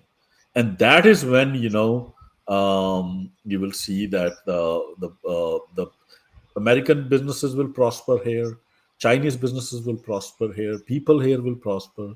And I wanted to highlight, some people will say, how? Like, look at this graph, right? What have they centralized? Some people make this argument, Hamza Padi, no, no, no. If all of us are together, then it is good for people of India. Is it really? No. Data tells you something else. Hmm. I have the first time I went to Sri Lanka, I was shocked. Sri Lanka looks like an Eastern European country, no less than Poland or Czechoslovakia. Okay, it is so advanced. There is no hungry person who's in Sri Lanka. Okay, when the first time I went to Nepal, I was surprised. Nepal pa India border. The Nepal looked way better than India, the Bengal side. And the amount of poverty that is in India is just mind-boggling. Pakistan might be poor, but I can tell you, Hamza Paji, it is not as poor as India. The Pakistani, an average Pakistani.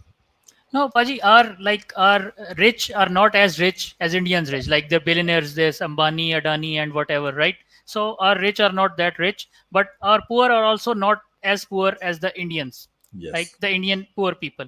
So basically, our graph is in between that. The overall total wealth, definitely. I'm saying again and again, I'm a smaller nation. I'm economically, I have weaker economy than you, but the reality, the inequality, I absolutely, I have crunched the numbers that this, I think, $2,700 dollars GDP per capita. If you take out top 10 billionaires, it starts reducing. So overall, you were talking about the costs also, and this problem, this will never ever be solved by the people, because if it is ideological issue, like Hitler had this superiority Nazis and we are better than this, you can tackle that. Maybe you can tell people, you can guide them, etc. But once you say it is divine, right? The Brahman, they were given God, by God, the right to rule. And if you are a Shudar and yeah, you are born in that, so once you bring it divine, that you are born this way by God's will, how can you solve this issue? The people who are controlling all the wealth and all the resources in India, they will continue to do this, and you will see this global hunger index ranking at 101. Maybe it will improve some bit, maybe it will go down, but for a, like, if they call themselves fourth largest economy, whatever, can you believe this? Sri Lanka has a weak economy, Pakistan has a weak economy, so I can understand why we are at 76.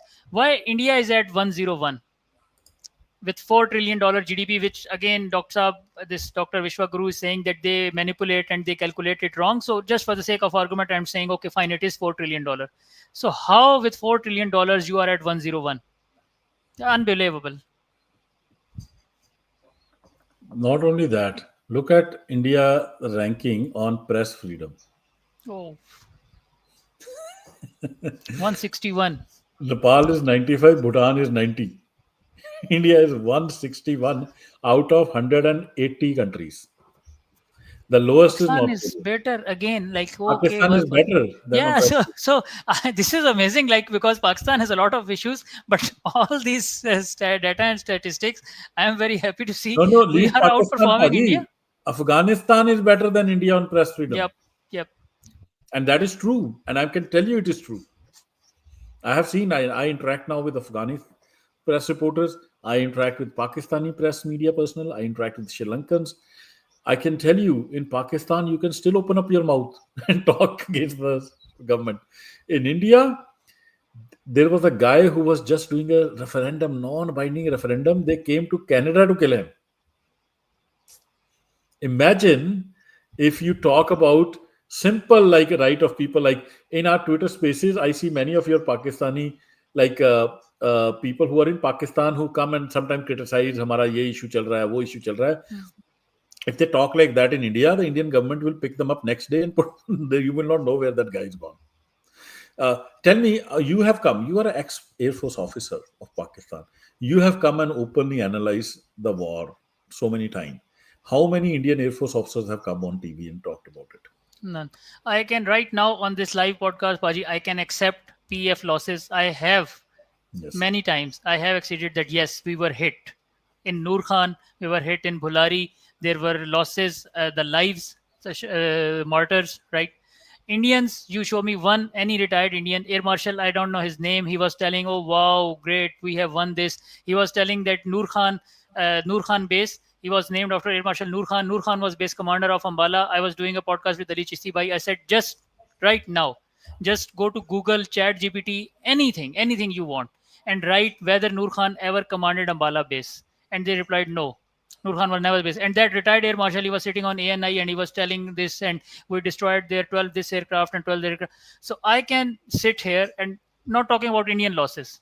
I can say, yes, Pakistan was hit in Nur Khan base, Murid base, this Bholari, Sakhar, Jacobabad, right? And Rahim Yar Khan, 6-7, which I remember right now. And Alhamdulillah, no strategic asset was lost, but yes, there were hits, and some were this intercepted, but some hit. You show me one Indian retired Air Force pilot who will come and say that we lost 4 Rafales, we lost this, we lost this, we lost this. I have not seen it in my So, life. so think of it this way. Hamza Paji, look at this latest ranking. The previous one was old. This is 2022. Oh, Don't you see inverse correlation between the size of the country and the hunger index? So small is beautiful. So all those idiots who come from India, balkanization, they're talking about balkanization. We are talking about good for the people of India. Balkanization is good for the people. This whole centralization is good for your babus and politicians and casteist elite. So the right thinking people, this is my appeal to them. They should wake up. Balkanization is not bad. Balkanization brought peace to Europe. Okay, Hitler's idea was unification. So peace in a multi-ethnic, multicultural society. These small nations have to be formed for us to be progressive, and the Americans will not come and tell you that. Okay, for Americans, it is convenient that they have one person to deal with. Okay, so all the 75 years they have not pushed for decolonization of the subcontinent because for them it is convenient that there is one person to deal with, and with that one person we can cut a deal, and that person is controlling 1.5 billion people. It is on us, people of South Asia, to balkanize India. And if we don't do that, unfortunately, we are headed towards destruction. And we have taken up I have taken up the aim and at least the mission that we will get the right to self-determination for Khalistan, and that will trigger all the other events. And now we'll take some questions. There's some questions. Yeah, Tim Ferriss has said more than half people live at less than $2 a day. No, not more than half. 80% of the people, 85% live less than $2 a day. And then, oh yeah, this is one. Ovesi Yassin has a good question. He says, "What will be the trigger point for creation of Khalistan and how?" Okay, so amazing question. He's kind of forcing me to spill the beans. I'll try to answer it without spilling the beans. I think the trigger point for the creation of the Hindu hegemonic state, if you listen to my earlier part, was because Punjab in the Hindu Congress was able to convince the Sikhs to divide Punjab, to vote for division of Punjab along religious lines. And for 75 years, India has been successful in keeping Sikh conscious brainwashed to be always with India when it came to India versus Pakistan. But that has changed. The collective conscious of Sikhs today is actually not with India. It is, if anything, it is now becoming pro-Pakistan. So with the creation of Khalistan will happen once the Punjabi Sikh and the Punjabi Musliman come together. And this is why these kind of interactions between Hamza Paji, myself, these discussions are important, where we break down these walls of hate that India has created. Once people to people contact is starting, how we will trigger it, and a kinetic movement on the ground which will trigger this and fall of the Delhi regime and creation of Khalistan. I have some ideas which Hamza Paji, at right time I will start floating them, but we can't talk about them. But we have some smart political moves. But just with some smart political moves we can make, which can suddenly cause a huge pro-Pakistan wave in the minds of Sikhs, an overt wave. And then in that environment, if there is a conflict between military conflict, skirmish between Pakistan and India, there is a high chance, and I'm pretty sure, that the Indian armed forces will collapse, because there is a good amount of Sikh element still in the Indian armed forces, and we'll see how to gain that level. But any other question? Anybody? And we have some speakers. Anybody have any question for Hamza Paji that he's here?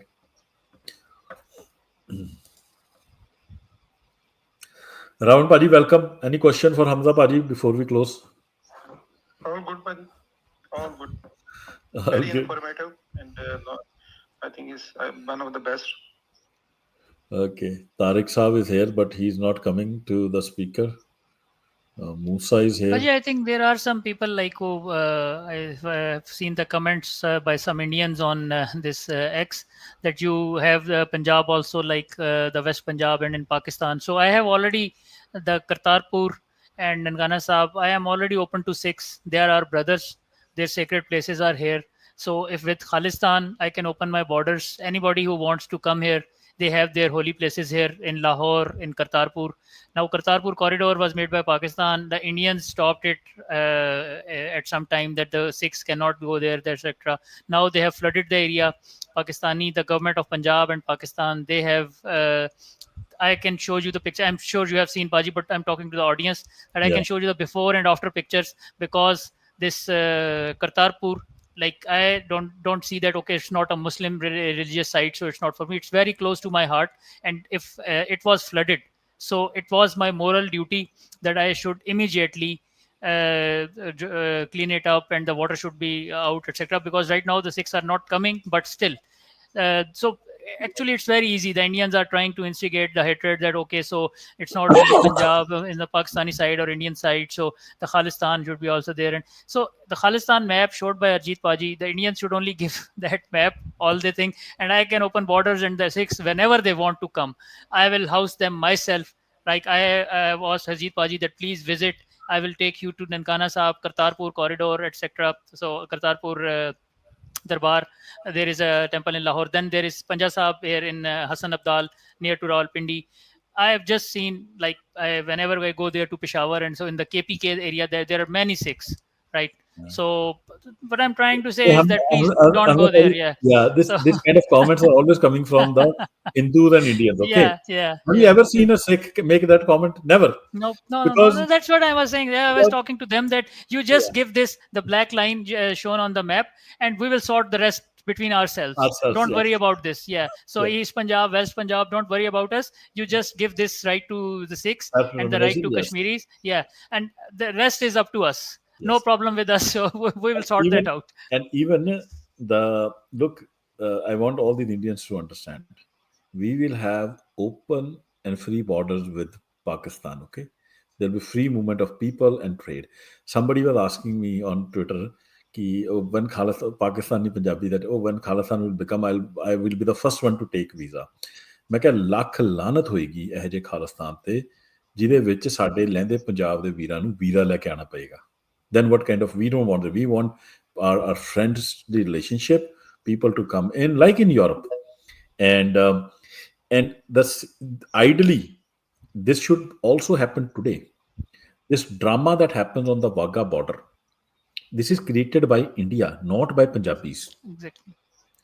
Okay, this whole bar and all this drama and this nuclear war that is by you Hindus and Indians who don't know how to live with peace with the Muslims. And because you hate them from the core of your heart and you want to consolidate your power, you create this drama. And the moment your power is taken away, there will be no such drama. Okay.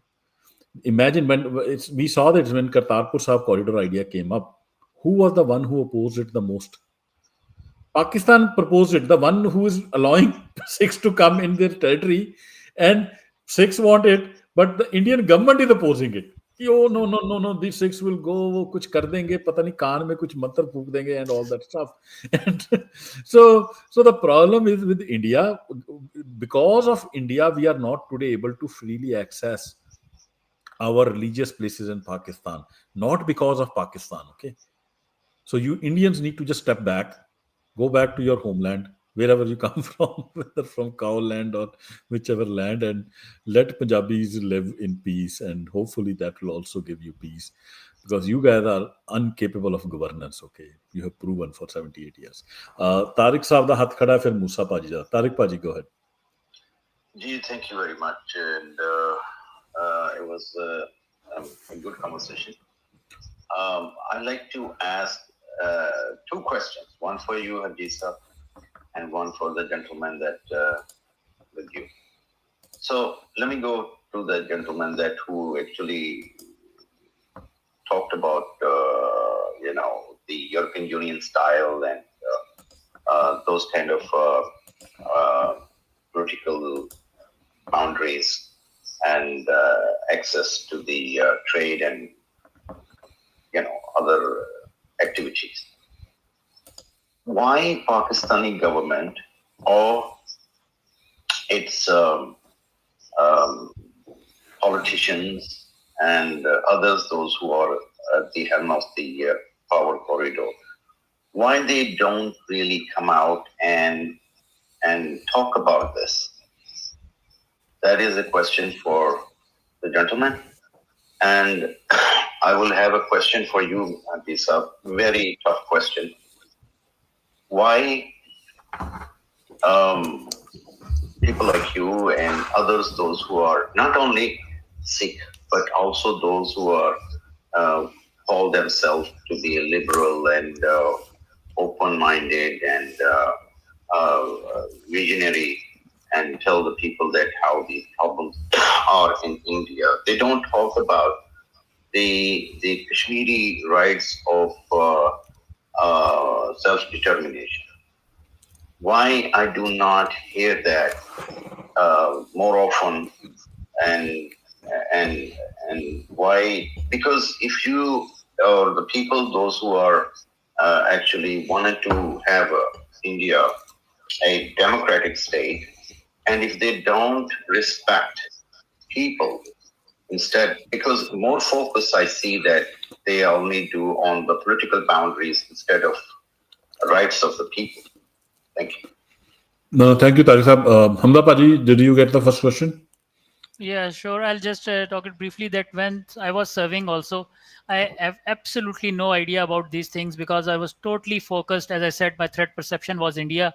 I was training day and night how to counter them because, as I said, I will never match them in numbers. So my as a like tactical officer, my strength is my obviously it is alhamdulillah, Allah has been very kind and that all that, but in this world it is my training, right, and my leadership, my vision and my doctrine. So right now my leaders, I don't know about the political leaders, but because I have served, so I've been talking about mainly about military leaders. They are so focused on all these things. The day before, you see, you have lost seven Jawan. Yesterday there were 12. So I am losing these people within my country. And during Op Sindoor, there were some martyrs by India also. So it is my opinion, my humble opinion, that the threat I am facing, a much bigger enemy. I do not have the luxury to talk about these things. I am completely focused on defense of my country. So now, because I am retired, so I have time for these things. But I don't know about the politicians. I'm just talking about the military leaders. So I hope you have got my point that the Indian threat is so huge right now that they cannot openly talk about these things. They just have to focus on the defense of the country. Now, Yeah, but yeah, isn't it related to the defense of your country as well as Pakistan? I mean, if they actually emphasize or discuss about this, because sooner or later we already know that there is no way going too far. I mean, it's near future. It's all. yeah. Thanks, sir. You will get this answer when I talk to the Indian aspect, okay? And then we'll come back to Hamza Paji. You'll get the complete answer there because the questions are related, okay? On the Indian side, Tariq Paji, there are a couple of things, okay? There is a certain, as Hamza Paji said, I agree with him that on the Pakistani side, the focus is on survival. Okay, there is no as big a statesman as Qaeda Azam again left. Pakistan never had any statesman except Qaeda Azam. To certain extent, I say General Ayub, but not the same category. And then it went into a survival mode from day one, even before creation. Even Qaeda Azam's move to actually accept Pakistan was a defensive reaction. Qaeda Azam's first preference was 14-point agenda and cabinet mission plan. He had accepted cabinet mission plan. Okay, so day one. Now, when they went into survival mode, it's a different story. Now, the Indian side, Tariq Sir, why you don't hear all these discussions? Why you don't hear people talking about human rights of Kashmiri? There are two reasons. First of all, the caste elite which has got power, they totally understand it. Okay, Gandhi's, Nehru's, and their prodigies today they totally understand that they got this power, which is illegitimate, but they want to create this Bharatvarsh. They want to homogenize this, and it is under very, very planned way they are going about homogenizing the subcontinent into Bharatvarsha by destroying native languages and all. The way they are using Bollywood, the way they use Hindi language, they are very planned from day one. Even before 1947, this was starting. Now, what about right-thinking people, South Indians? When all this thing happens in Kashmir, why don't they speak up? The answer, the why that happens, Tariq Saab, is first of all, Indian state keeps all these people very brainwashed. That is why they always want control of media. Till 1991, okay, India had one TV channel, Doordarshan, totally controlled by state. When they suddenly opened up liberalized, you had all these channels come up. They saw this is going to actually create a problem because all these guys, how do we brainwash them? So they went back again to the centralized model where all the now you have private channels, but they are all still controlled by the state. So they use this. Look at the amount of censorship they do on Twitter. Why they do it? They don't want the Tamilians to know the story of the Kashmiris, the Kashmiris to understand the story of the Sikhs. What they will very cleverly, if you go to northeast, okay, all the army units which are deployed in south northeast are always the Sikh units, and they will ask them, they will use them deliberately to do all kind of human right violation there. So in the mind of the northeastern, the Sikh becomes a tyrant. When Tamil Nadu, the Sri Lanka operation had to be done, the majority troops were Sikh troops. They had Madras regiment, they could have sent it. No, because they wanted Tamilians to gain the idea that, okay, the Sikhs are the bad people. When Operation Blue Star happened, all the units which were devoted outside the perimeter in the Amritsar city, they were Madras regiment. Why Madras Regiment? Because that is the regiment which will interact with the people there and do most of the brutalities. And the Ambersar, the Sikhs, remember the Madrasis came and they basically snatched they started looting. They were even asked to loot the houses. And then what they do is, because India is 1.5 billion people, Indian government very cleverly can suspend constitution, rule of law in one area, just declare jungle law and persecute that minority while keeping a semblance of law and order for rest of the people. So the people for who the rest of the people in Tamil Nadu, they don't even realize what's happening in Kashmir. So and then what they will learn is from Bollywood or from their mainstream television. And once they have done persecuting, conducting a genocide, they will lift that emergency and then give them some semblance of law and order back again, and the things are done. Nobody knows anything about it. ਉਹ ਜਦ ਤੱਕ ਉਹ ਤੁਹਾਡੇ ਪੈਰਾਂ 'ਚ ਨਹੀਂ pinch ਹੁੰਦੀ ਨਾ ਚੀਜ਼, ਤਦ ਤੱਕ ਲੋਕਾਂ ਨੂੰ ਅਹਿਸਾਸ ਨਹੀਂ ਹੁੰਦਾ. ਉਹਦੇ ਸਾਈਜ਼ ਕਰਕੇ you can do all this kind of stuff and get ਅਵੇ ਵਿਦ ਇਟ. ਠੀਕ ਆ, ਇਹਦਾ ਮਤਲਬ ਇਹ ਨਹੀਂ. ਹੁਣ ਇਹਦੇ ਵਿੱਚ ਜਿਹੜਾ ਵਿੱਚ ਵਾਲਾ ਸ਼ੈਤਾਨ ਹੈ ਨਾ, ਜਿਹੜਾ ਇਹਨਾਂ ਦਾ ਕਾਸਟ ਡਿਟ ਕਾਊਬਲਟ, ਉਹ ਸਭ ਸਮਝਦਾ ਹੈ. They have the power, but they don't have the morality. They have now the power and now they have the ambition. And and they will never agree to, you can tell them, you can give them every evidence, they will never agree, they will do a somersault. It is not that they don't know the truth, it is that they are incapable of being to accept justice and equality. ਧਰਮ ਚੋਂ ਵੀ ਆਉਂਦਾ. ਹਾਂਜੀ ਤਾਰਿਕ ਸਾਹਿਬ, sorry I took a bit more time, but Tariq Sahib, go ahead, ask your question. I think you had for Hamza Paji. Go ahead. Hey, Realism, I understand that you only told us about one element of this whole,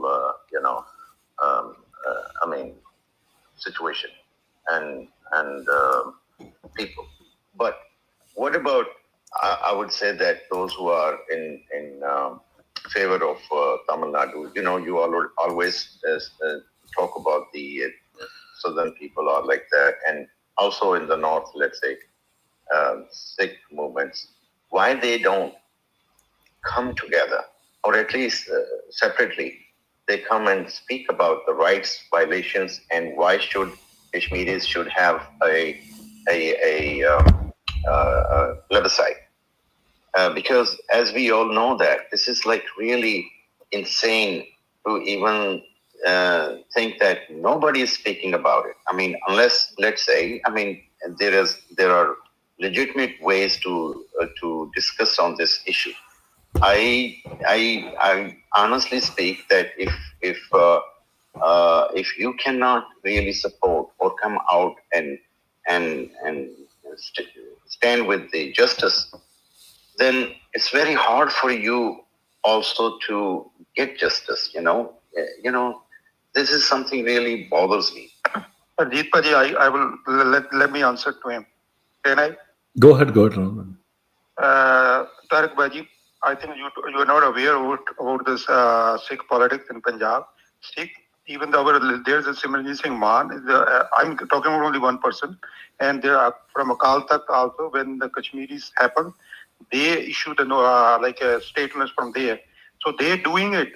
But on the other hand, sorry to say that, nobody from the Kashmir raised any issue till now.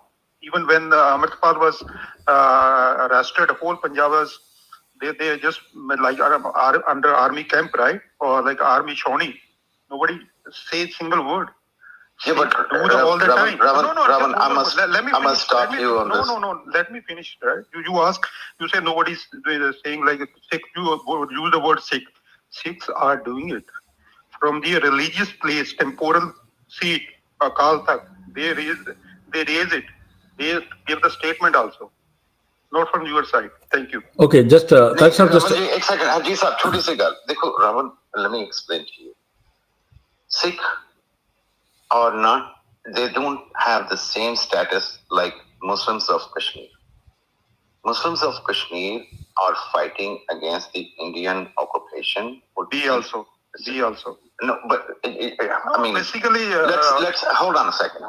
See, I mean, historically, your words will be much more carry weight than a Kashmiri Muslim, because Kashmiri Muslim, as you know, they've been called like, Pakistanis or whatever from day one. They've been fighting. They have insurrection for the last how many years? I mean, non-stop. the voting pattern also you can see comparing to your is totally different.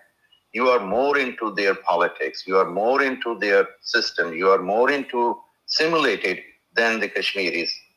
You can say, okay, fine, few people are from their side. They may come out and say, but if a Kashmiri come out and say something, and they will be, more under pressure, and their words will not mean anyway. I mean, just try to think about it. Just like okay. Just hold on. Sorry, Ranbari. Ranbari, we'll come back to this. I think we answered that question. I know it's probably not to your satisfaction. We'll come back to this. Okay, just hold on to this.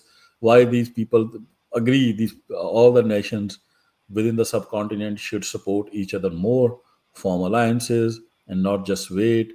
And everybody should do it.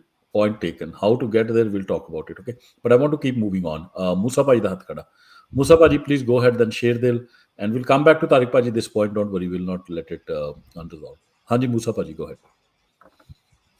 Sat Shri Akal and Assalamu Alaikum. Very heartening to see Hassan Paji and Ali Hamza Paji, both of my favorites. I just want to make a quick point regarding the GDP calculation. What Harjit Paji said is 100% right, and I'm speaking because I have experience in the field of economics. Basically, what they have done is the Indian establishment has changed the GDP calculation formula. And after 2016, all the metadata which is required to calculate the GDP, such as infant mortality rate, unemployment rate, consumer confidence, industrial production index, these types of data, they are not available on the website. All these types of data are created by private agencies and NGOs. That is the figure that you see, but nothing is from the government side. Secondly, I just want to, like Tariq Saab mentioned that people are not supporting, or somebody else did mention that people are not supporting. I just want to tell one thing, that wherever the Muslims of India have got a chance, wherever they have got the space to support the Punjab, to support anyone, they have performed. Recently, during the floods in Indian Punjab, you will see announcements from the minars of the masjid that Punjab is in trouble, we need to help. People have, the Muslim women have sold their jewelry and then they have contributed. And this fact has been acknowledged by our Sikh brothers also. So, thank you. Thank you so much. And we also have another new speaker, Sherdil. Sherdil ji, please go ahead. Thank you very much. बहुत शुक्रिया साथों सत श्री अकाल ते मुसलमान भरावां नूं अस्सलाम वालेकुम।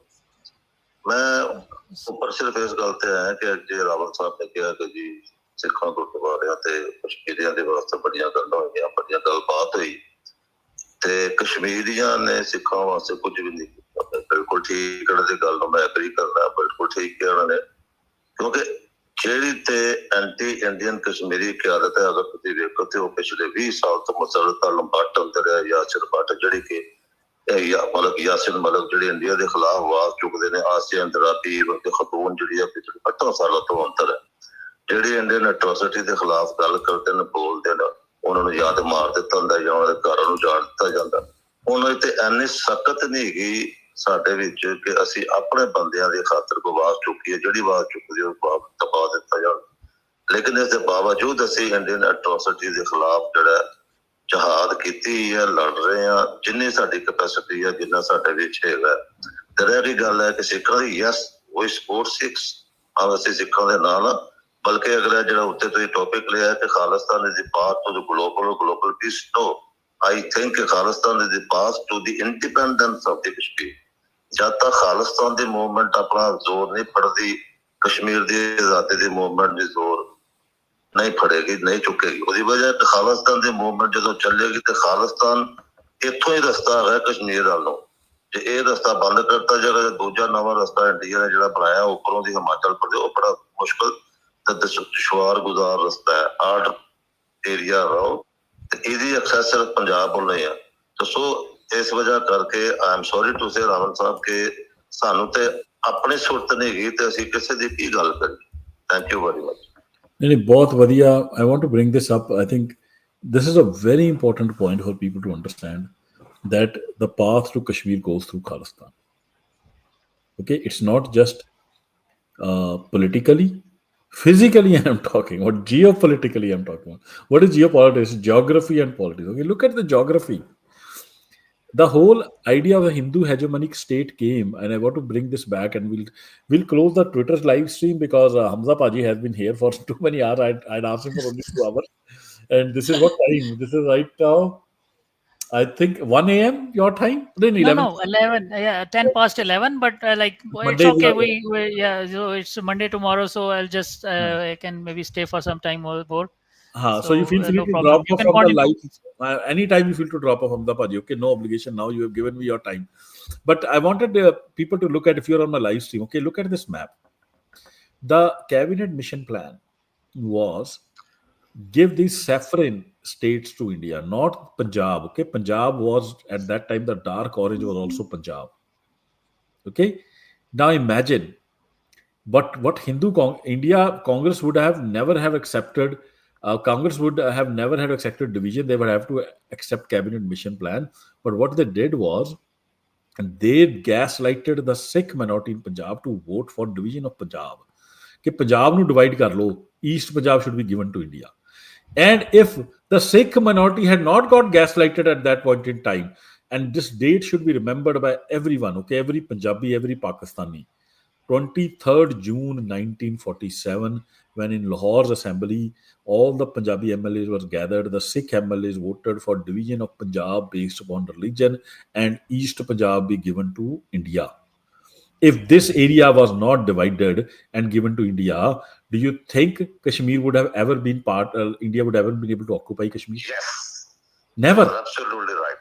And Absolutely. and imagine the scenario that Sikhs were, this whole Pakistan would have almost 35 to 40% non-Muslim minority. Would Pakistan have been like this, the problem that we are dealing with today?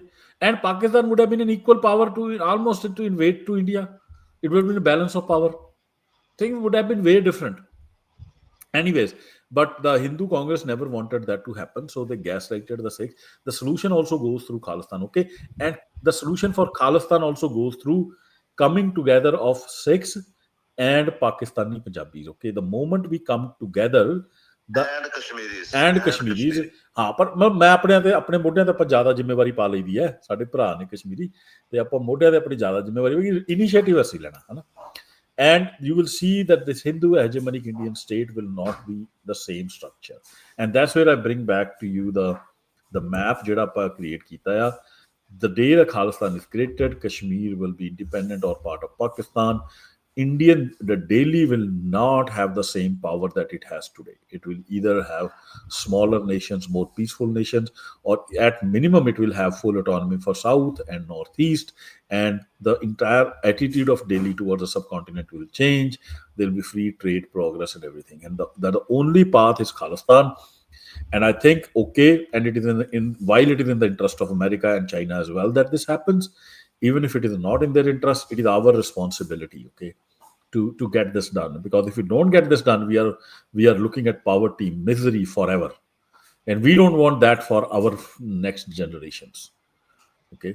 And at least I don't want, and I will try our best. Let's take a couple of more questions.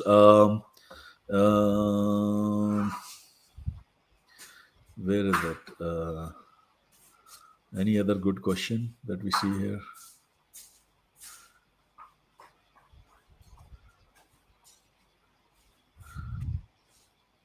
Okay, that's fine. I think we have had enough talk. I would also like to kind of start closing this out, taking one or two questions, and I'll close it with one particular saying. Hanji, Chota Paji, please ask. ਹਾਂਜੀ ਭਾਜੀ ਮੈਂ ਨਾ ਮੇਰੇ ਦਿਮਾਗ ਦੇ ਵਿੱਚ ਸੀ ਇਹ ਗੱਲ ਹਨਾ, ਜੇ ਮੈਂ ਗਲਤ ਹੋਇਆ ਤਾਂ ਮੈਨੂੰ ਦੱਸਿਓ ਹਨਾ, ਮੈਨੂੰ ਕਰੈਕਟ ਕਰਿਓ. ਮੈਂ ਹੁਣ ਪਿੱਛੇ ਜੇ ਕੀ ਦੇਖਿਆ ਸੀਗਾ, ਉਮਰ ਅਬਦੁੱਲਾ ਨਾ ਜਿਹੜਾ ਕਸ਼ਮੀਰ ਦਾ ਲੀਡਰ ਹੈ, ਜਿਹੜਾ ਮੈਨੂੰ ਲੱਗਦਾ ਜਿਹਨੂੰ ਇਹਨਾਂ ਨੇ ਉਹ ਵੀ ਕਰਿਆ ਸੀਗਾ, ਨਜ਼ਰਬੰਦ ਕਰਿਆ ਸੀਗਾ ਜਦੋਂ ਧਾਰਾ 370 ਹਟਾਈ ਸੀ. ਪੰਜਾਬ ਤੇ ਪੰਜਾਬੀ ਵਿਰੁੱਧ ਦਾ ਬਿਆਨ ਵੀ ਰੀਸੈਂਟਲੀ ਦੇ ਕੇ ਹਟਿਆ. ਇੰਡੀਆ ਦਾ ਲੀਡਰ ਨਹੀਂ, ਇੰਡੀਆ ਦਾ ਲੀਡਰ ਹੈ। ਇੰਡੀਆ ਦੇ ਠੀਕ ਹੈ ਆਹੋ ਇਹਨੂੰ ਤੁਸੀਂ ਮਿਕਸ ਅਪ ਨਾ ਕਰੋ ਫਾਰੂਕ ਅਬਦੁੱਲਾ ਦੂਜੇ ਨੇ you know that they are really puppets. Yes. India Let's focus on how the Kashmiri people actually acted since they've been occupied. Yes. Their voting trend, you can see that how many percent they came out and voted. And if you really pay close attention, they never went up to like 10%, 15%. And even now, whatever they are doing, as you know, that how the election commission came out and there've been so many fraud voting have been costed during all those elections. So you can never say that they've been, like any other state. And since they are Muslims, you have to understand, this is the only Muslim majority state which is under the occupation of Indian regime. So, I mean, for them to come out and speak for any other, while they are under pressure, while they are under real occupied. And again, I would say that please try to see that when we see video clips, majority of the forces that we find, and they are doing operation in occupied Kashmir, and you will see that they are from Punjab. And they do it intentionally. We understand that. Okay, just one more thing before we close. Tejasvi is here. Tejasvi, you want to take speaker? Tejasvi has been, we've been talking on DMs, but Tejasvi, we can take speaker, ask some questions because we are about to close. That'll be great. I think you got a bit late.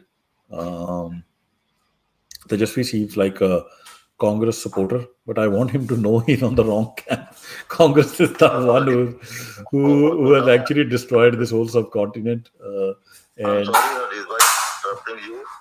ਉਹਨਾਂ ਦੀ ਜੋਟਾ ਭਾਜੀ ਦੀ ਗੱਲ ਵੀ ਕਹਿ ਰਹੀ ਸੀ ਵਿੱਚ ਮੈਂ ਬੋਲ ਪਿਆ ਤੇ ਉਮਰ ਅਬਦੁੱਲਾ ਤੇ ਲੈਟ ਹਿਮ ਕੰਪਲੀਟ ਫਸਟ ਹਾਂਜੀ ਛੋਟਾ ਭਾਜੀ ਕਰ ਲਓ ਤੁਸੀਂ ਗੱਲ ਪਲੀਜ਼ ਕੰਪਲੀਟ ਕਰ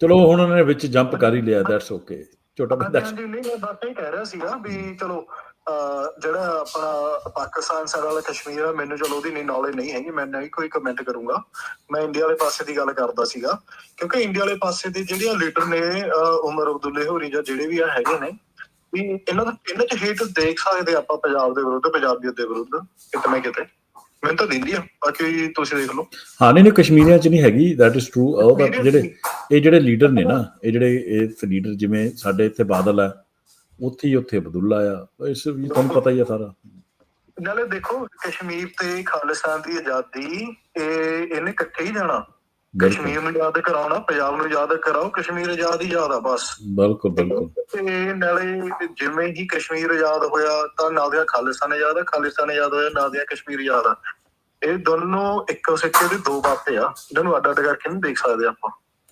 ਬਿਲਕੁਲ ਮੈਂ ਤਾਂ ਹੀ ਆ ਮੈਪ ਦਿਖਾ ਰਿਹਾ ਸੀ probably you guys were not able to see the map when you see the let me bring this up again the only reason that Kashmir problem exists is because of division of Punjab if Punjab was not divided ठीक है Kashmir would have been very easily either independent or part of Pakistan in the moment Khalistan is created you will see Kashmir will gain its minimum independence or be part of Pakistan, whatever they want to do. Okay? And that is also what is going to create the balance of power. Coming back to what Ali Hamza Paji has been saying.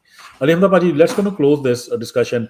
But why don't you just recap the theory that you had on balance of power? Yeah. So we can close this discussion with that. I think that's very important to understand. No, I think I'll just briefly tell to the audience that I was saying that our personal feelings, whatever they are, because I understand if Indians are angry with me.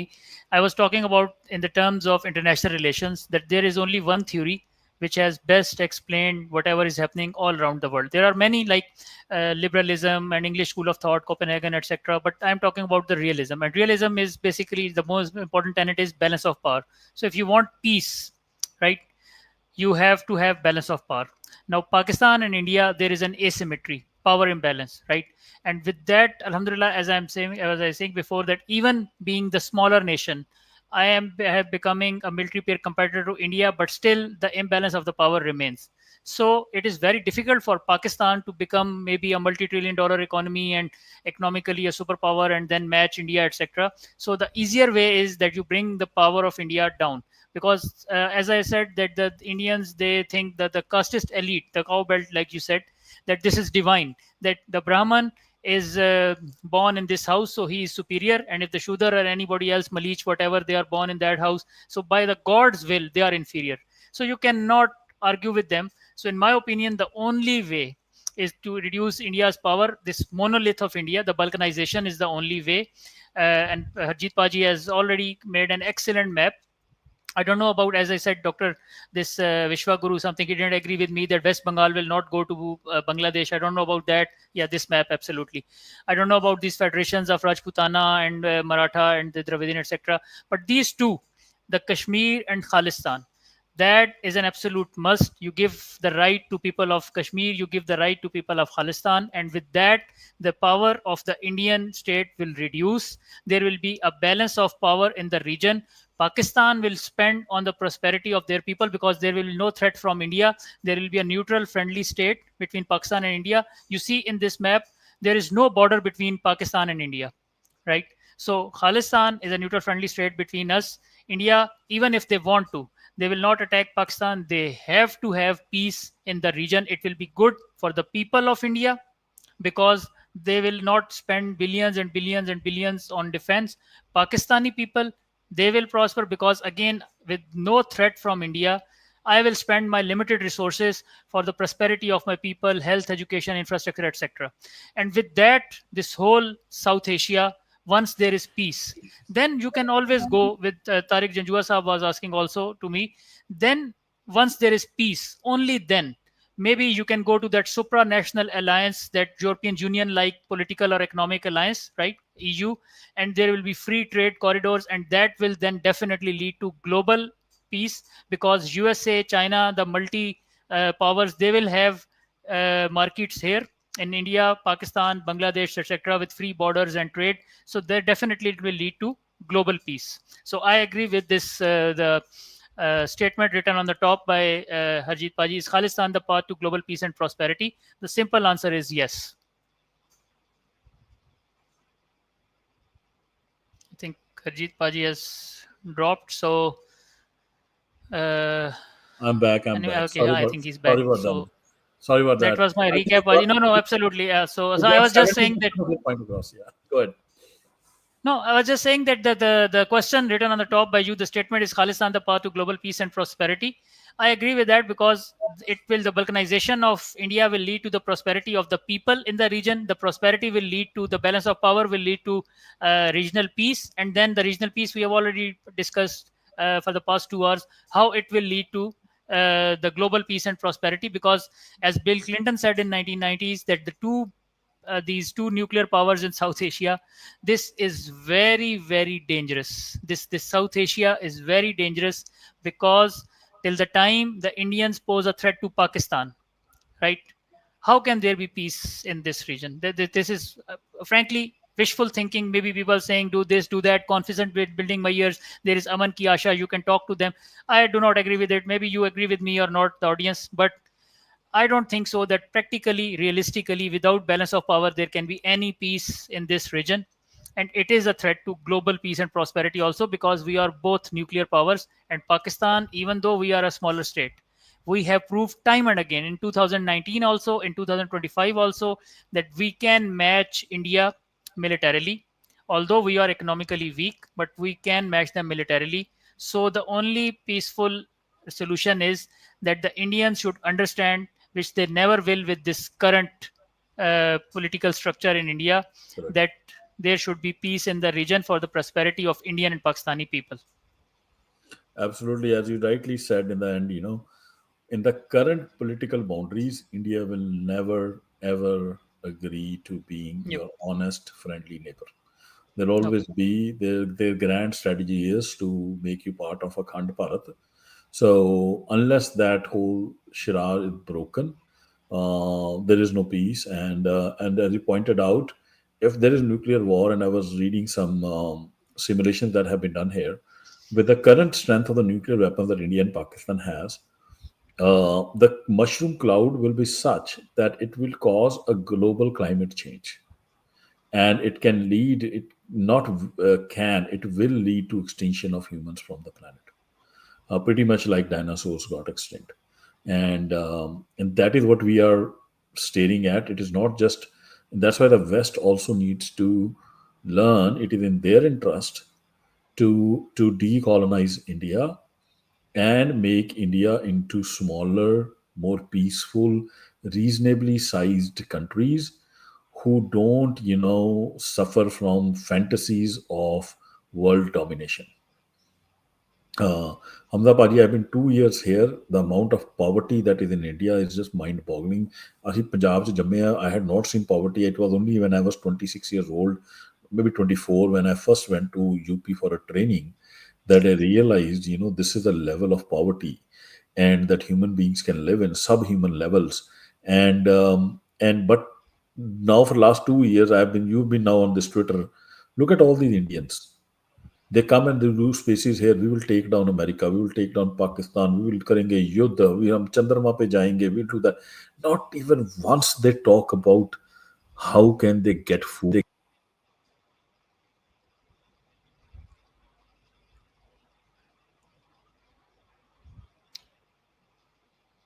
Okay, Paji, I think you have dropped again. I think it's time 11:25, so I'll also ask for your leave. I don't know if you're back. Okay, so you're back. I was just asking for your leave, Paji. Yeah. So We'll if leave you together. can allow me, yeah. So We'll leave together. I think we've had enough. Aji. Naveed Khan ji wanted to say something. We'll take his input and then we'll close. Naveed Khan ji, please go ahead. Thank you so much. Thank you so much. I had this question in my heart. First, my observation is that there should be a permanent peace desk between India and Pakistan to ensure there's no, startup of any kind of conflict between the two, and they should resolve their issues peacefully, because it is mostly the maximum populated areas of Pakistan and India which suffer the most, which are both sides of the Punjab.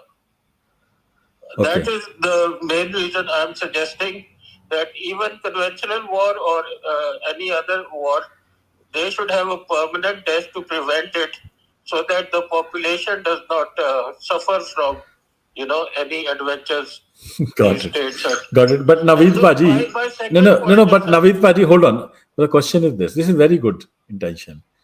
But ਉਹਨਾਂ ਦੀ Second is parliament 'ਚ important also. ਨਹੀਂ ਤੁਹਾਨੂੰ ਹੀ ਸਵਾਲ ਹੈ, ਉਹਨਾਂ ਦੀ parliament ਵਿੱਚ ਅਖੰਡ ਭਾਰਤ ਦਾ map ਲੱਗਾ, ਉਹਦਾ ਕੀ ਕਰੀਏ? Well, there should be a permanent desk. That's what I'm saying. It should be removed. Any expansionary kind of. ਨਹੀਂ, ਉਹ ਡੈਸਕ, ਮੇਰੀ ਗੱਲ ਸੁਣੋ, ਉਹ ਜਿਹੜਾ ਡੈਸਕ ਬਣੂਗਾ, Topic under discussion is not about the peace between India and Pakistan. Yes, The topic. उस topic पे ही मेरा question है, second वाला. Okay. No, Naveed Paji, I apologize. I'm muted. I totally get your question. I think we are going to have more spaces on this. I just request you to hold on this question because we've been Second is important for this space. but the space is about to end. I'll take your question. What I'll do is I'll continue the Twitter space for some time. I'm going to end the live stream. Okay, I want to let my guests go there. I'm going to end the live stream because it will be too late. Please hold on to your question and we'll come back to your question. Hamza Paji has been very kind. It's late Pakistan time. So to end it on the live stream, Hamza Paji, I think we'll get there. We need support of people like you. We'll keep working on this. And thank you so much for coming. thank you very much, Paji. Assalamu alaikum and Sat Sri Akal to everybody. Allah Hafiz. And we will end our live stream and